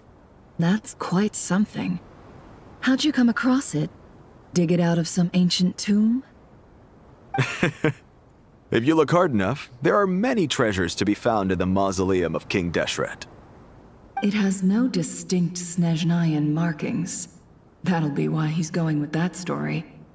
And he clearly doesn't want to arouse suspicion, so he's on the lookout for an opportunity to make a quiet trade. Surely you have an existing business partner. Won't they take it off your hands? I hope I won't be attracting the wrath of my competitors by helping you sell this. The shop I used to work with is having cash flow issues at the moment after losing some money. I'm under enough pressure as it is without having to deal with them. On the off chance anything went wrong, I'd never get my money back. I understand. Gold is the last thing that traders with cash flow problems want to see. Well, in that case, I think we can work something out. As it happens, I'm just about done packing. Shall we make a move? Sure. Let's walk and talk. This evacuation was a huge operation. They needed a few people to stay behind and tie up loose ends. And I ended up being one of them. You're lucky you ran into us in time. I certainly am. I don't know how this happened. One thing led to another, and look how it ended up. I just hope our client doesn't get spooked and cancel their order. Fingers crossed. But either way, life goes on, and we all have to make a living somehow.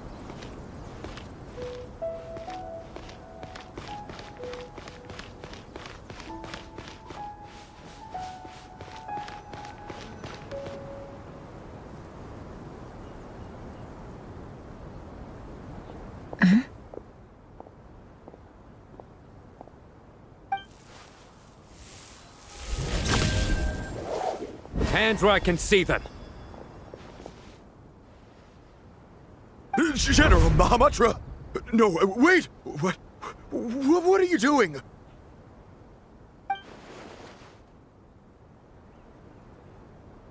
This is the coin? Good. Sadly, you won't have the chance to spend it. Nicely done.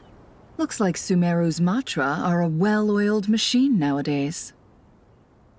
Unmarked gold coins are quite difficult to trace. Thanks to you, we have secured the evidence. Here's what's gonna happen.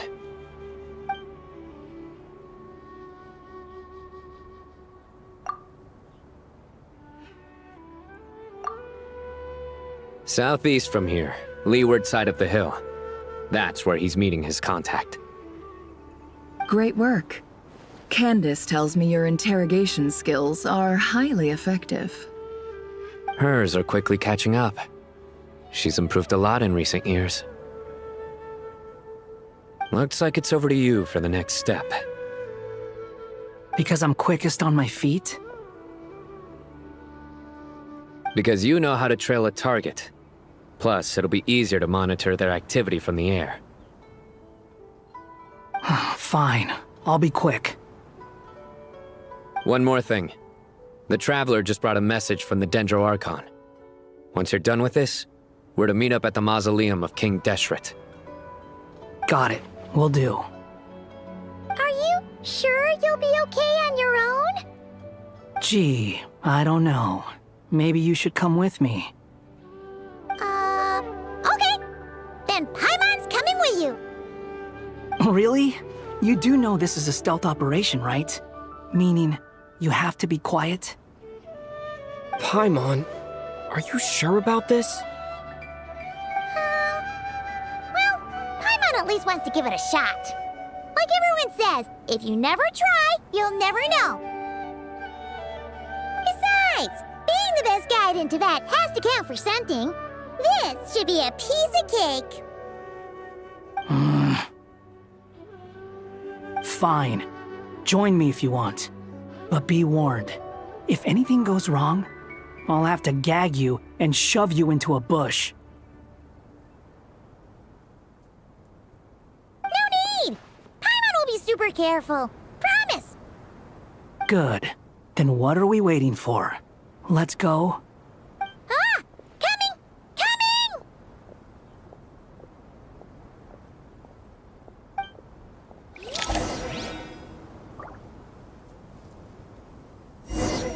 The wind rises.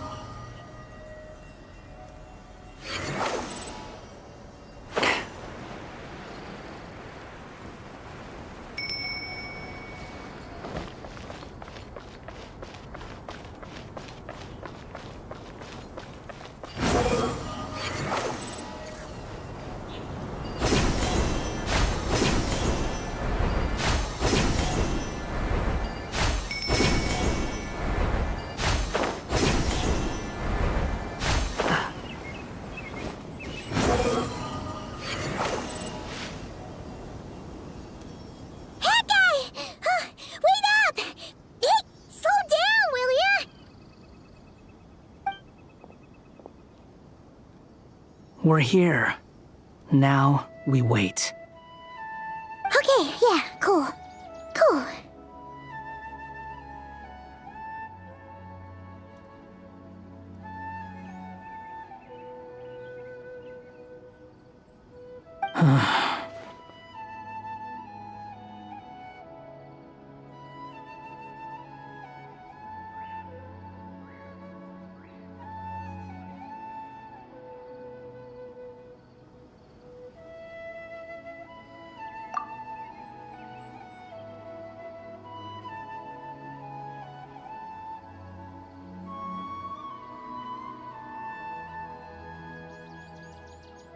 What's on your mind, Paimon?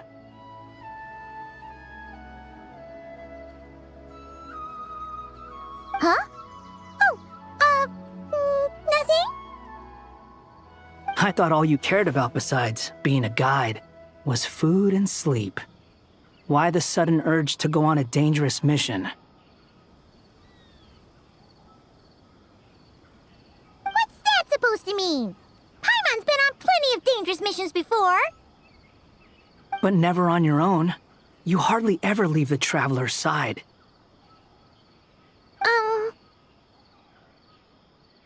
Just saying. I'm kind of at loose ends right now. So if you did want to share, I suppose I'd have to listen. If not, suit yourself. Makes no difference to me.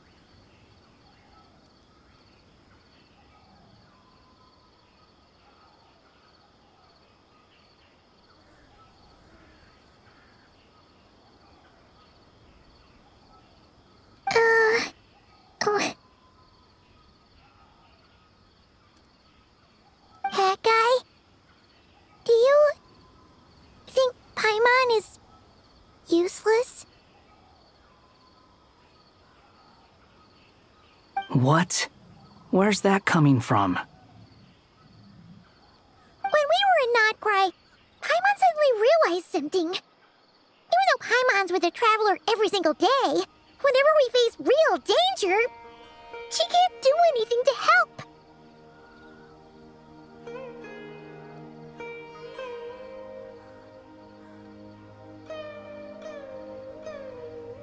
Paimon doesn't get like this very often. She just got really scared when the Traveler got kidnapped that time. What if he never came back? What would Paimon do then? And the more Paimon thought about it, the more useless she felt. But Paimon doesn't want to be a burden. Paimon wants to be a friend who's actually useful. Does that make any sense? You know, that feeling of just being completely useless and... Oh. Paimon probably sounds so ridiculous right now.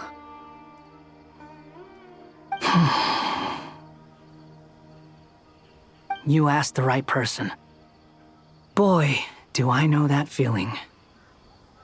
Oh, that guy.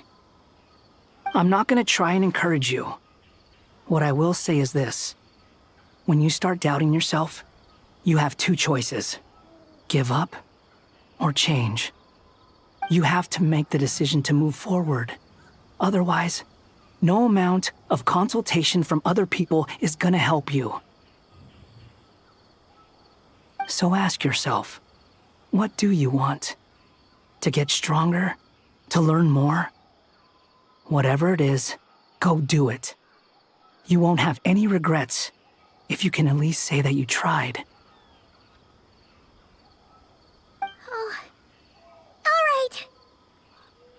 Something's not right. Shouldn't they be here by now?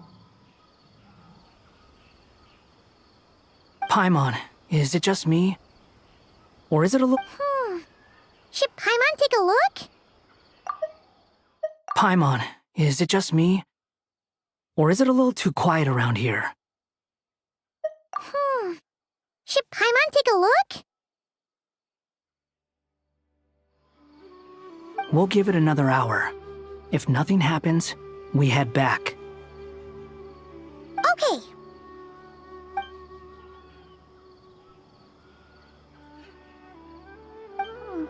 How strange. We've been here for ages. Where the heck are they? Have we been stood up? What is it? Did you think of something? Something feels off about this whole situation, but I can't quite explain why. We know for sure that the guy Sinocot had something set up, yet somehow his contact is a no-show. So, either the handler got caught, or, more likely, they decided to cut our guy loose. And how would they know to do that? Wouldn't they at least send someone here to check things out? That's the problem. They couldn't possibly know what's happening here. Unless... This feels all too familiar. Come on, let's head back.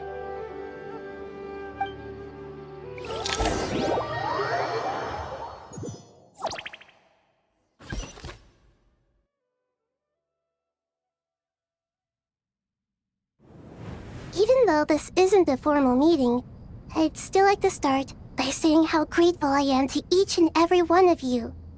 Thank you all for coming here and standing by our side. Chesapeake and Bennu are currently assisting the scholars with the maintenance of Aru. Please forgive their absence. As for Hermanubis, may he rest in peace. We remember him with great fondness. There have been times when I imagined what it might be like to meet you all. Now that it's really happening, I feel quite emotional. Time has taken many things away, but that which remains is all the more resilient. I must say, there is one thing that rather surprises me. You appear to be in good spirits, Lesser Lord Kusanali. But even so, I can sense that the life force given to you by the Dendral Dragon has far from fully resolved the problem of your vitality. Oh no! So even Apep's power didn't work? Don't worry, Paimon. It worked very well indeed. The issue is how closely I am tied to Irminsul. Until the problem with it is resolved, there is no way I can fully recover. Sumeru has undergone tremendous changes during your absence. When gods pass away, inevitably, people's faith in them grows weaker. You must have sensed it already. Your power is not what it once was. Regrettably, this is true. I too have grown weaker due to the effects of Irminsul. Right now, we're all in quite a sorry state. Then what do you suggest? We take all the help we can get.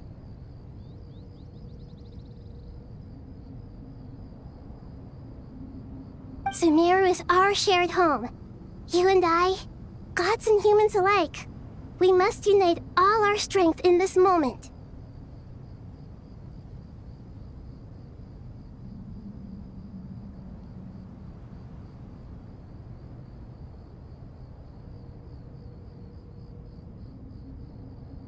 Though Al-Ahmar is no longer with us, the alliance between the three gods remains in force.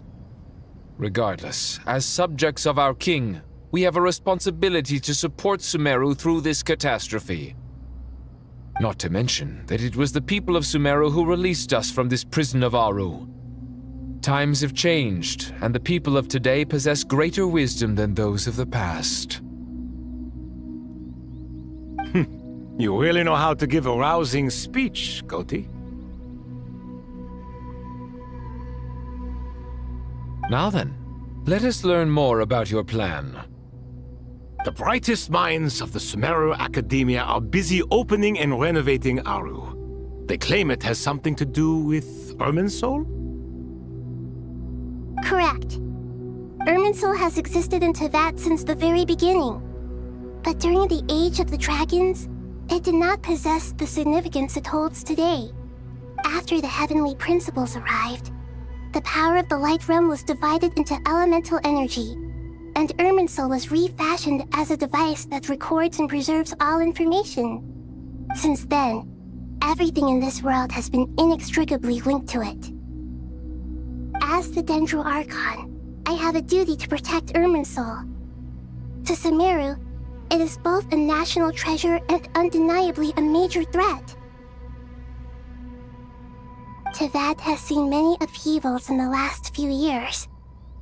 The most recent of these was a major crisis in Notcry, which forced Sumeru to be even more vigilant than usual.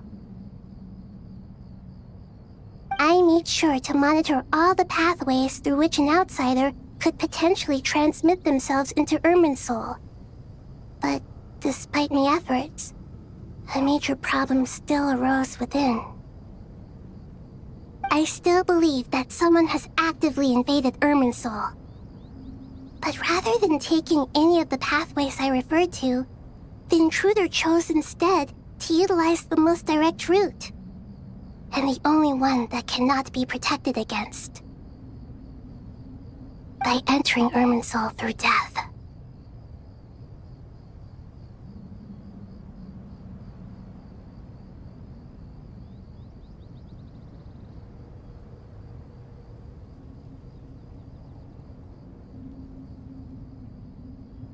I see what you mean.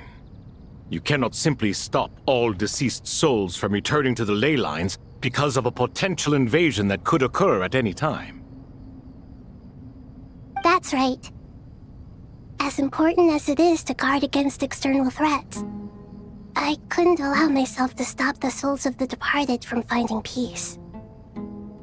Please, understand how difficult this predicament was for the Dendro Archon. Defense has never been an easy task.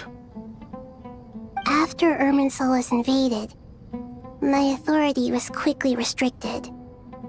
Soon after that, the tree began denying access to any connections.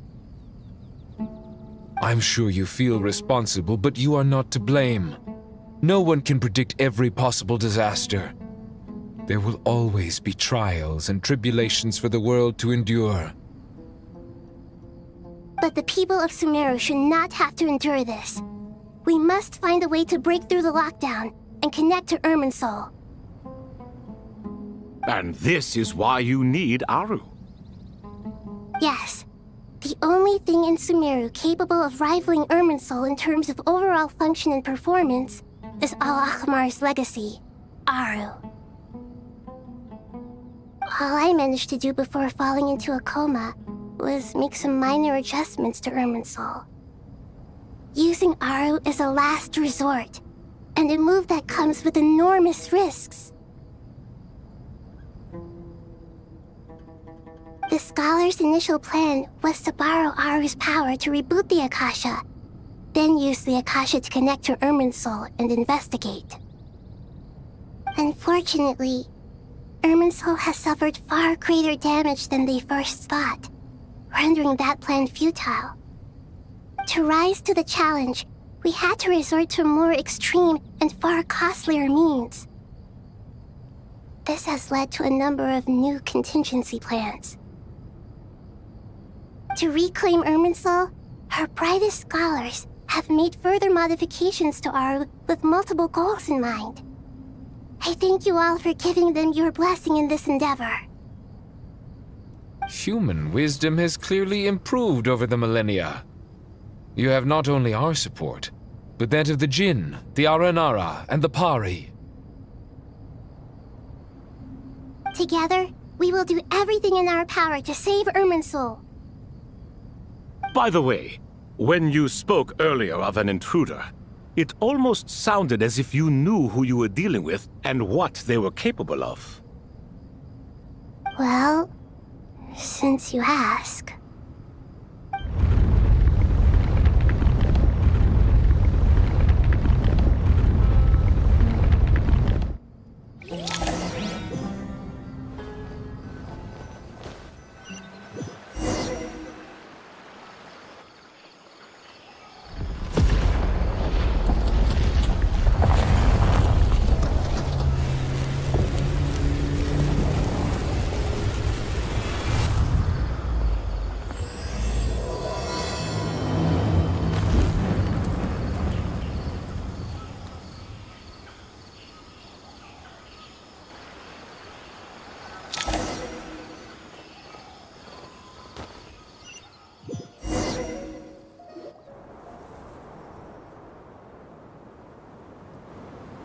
Master Tainari!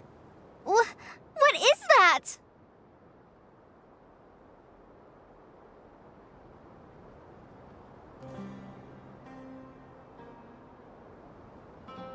Is this Irminsul?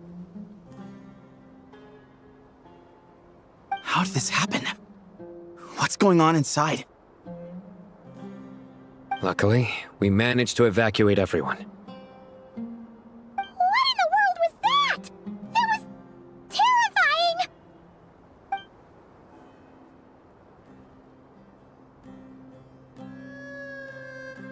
Oh my. I understand now, Dendro Archon. You make yourself quite clear indeed. Not once over the millennia has Irminsul been so terribly afflicted as this. Please continue, Dendro Archon. Irminsul's root system is what comprises the ley lines. In the past, it has always been hidden away, going unseen by the general populace. But now, an evil intruder is making it reveal itself. It has become a tree of unbridled greed. A clear sign that a deranged experiment has advanced to a new stage.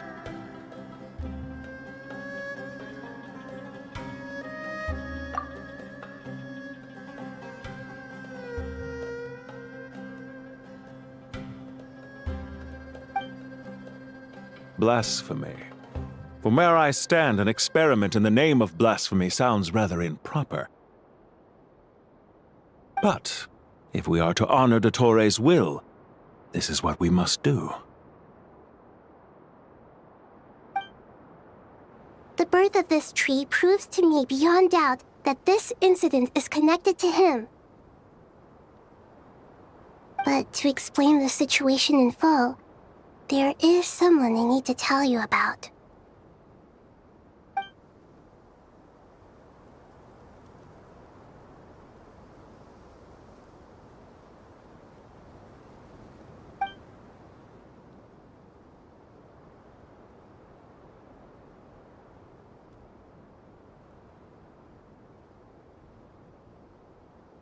Zandik.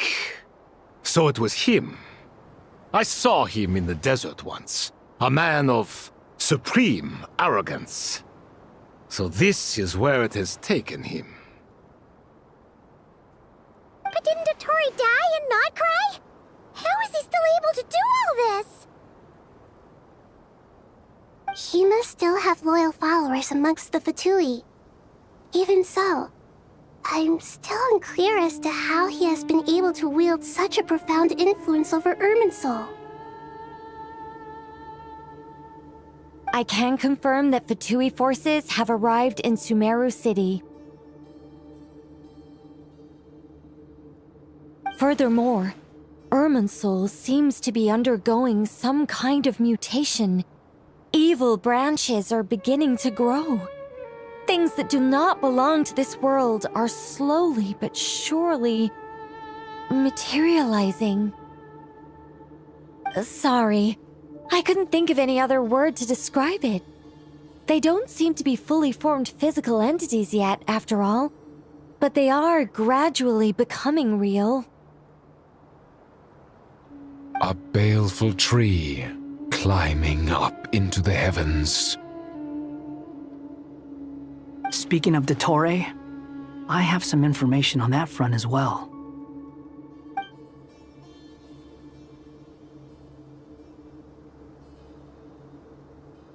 I didn't think it was wise to state this out in the open. But my theory is, the mole wasn't cut off after he was caught. They wrote him off from the beginning. You mean, the Fatui never intended to follow through with him? Then why plant a mole at all?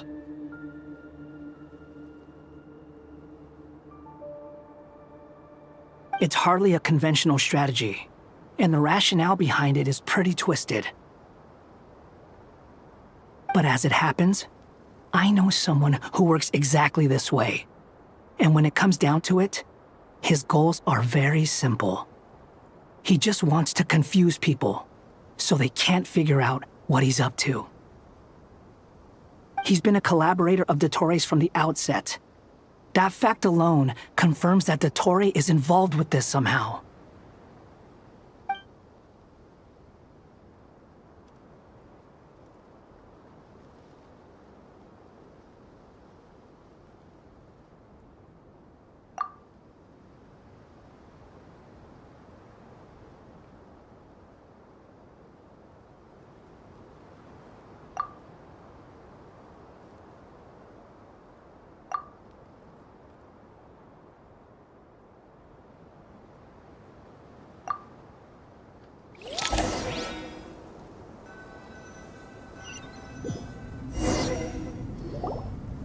There is still much to be done. Everyone, please remember our core strategy. As per the discussions, the following groups must act immediately. Mr. Al-Haytham and Mr. Kave, the next phase of the Aru renovation project must begin right away. Godspeed to you both. We'll give it everything we've got. The plan looks feasible, but the implementation will require certain resources. General Mahamatra Sino and his team will help to procure the materials required for modifying the terminal. No problem. I've already spoken with Sethos and Hat Guy, and they've agreed to assist me. This kind of thing is best left to the fleet-footed, right, Hat Guy? If it's efficiency you're after, we're the right people for the job. Following up on the elemental energy amplifier we discussed, Ms. Dory, I assume you're the one most familiar with the status of this project. Aside from the Dendro Archon, of course. Yep, that's right. Leave it to Lord Sangama Bay. Got it. Well, I'd like Madame Farazan, Kale, and Nicole to support Dory on the technical side. You can count on us. Will do. Rest assured, I'll take good care of Kale. Dia, Candace, and Nefer, you'll be in charge of negotiating between the various parties. I trust you remember our goal. You bet. We can handle it. Good. I believe that covers everything. Tainari will provide ad hoc support as needed, if that's okay. Poor Tainari. Must be tough being Nephis' student. Getting bossed around all day, every day. Hey, don't try and drive a wedge between us, you old rascal. All it says to me is that Master Nephis has faith in everyone's abilities. While I'm nominally here as backup, I doubt there will be many situations where my help is needed. Exactly. Finally, Traveler, you and I will head to the border between Sumeru and Natlan. Once that task is complete, I'll be asking some of you to accompany me to the Eternal Oasis. The Eternal Oasis? I thought that was just a legend. So it... Regarding your trip to Natlan, under normal circumstances, a meeting between our two nations would be a far more formal affair. Unfortunately, Sumeru is all but completely cut off from the outside world at present. The Eternal Oasis? I thought that was just a legend. So it does exist after all. Regarding your trip to Natlan, under normal circumstances, a meeting between our two nations would be a far more formal affair. Unfortunately, Sumeru is all but completely cut off from the outside world at present. So regretfully, we won't be able to give the Pyro Archon Mawika the grand reception that she deserves. My apologies for the inconvenience. No point putting too much pressure on yourselves. That goes... Right. Especially you, Dendro Archon. I'm sure you're still feeling quite weak. No point putting too much pressure on yourselves. That goes for everyone. Right. Especially you, Dendro Archon. I'm sure you're still feeling quite weak. Don't worry about me. The Dendro Dragon's life force will sustain me. Plus, we'll be there every step of the way. Nahida will be just fine. Yes, I believe in myself, and I believe in every one of you. Well, time to get going.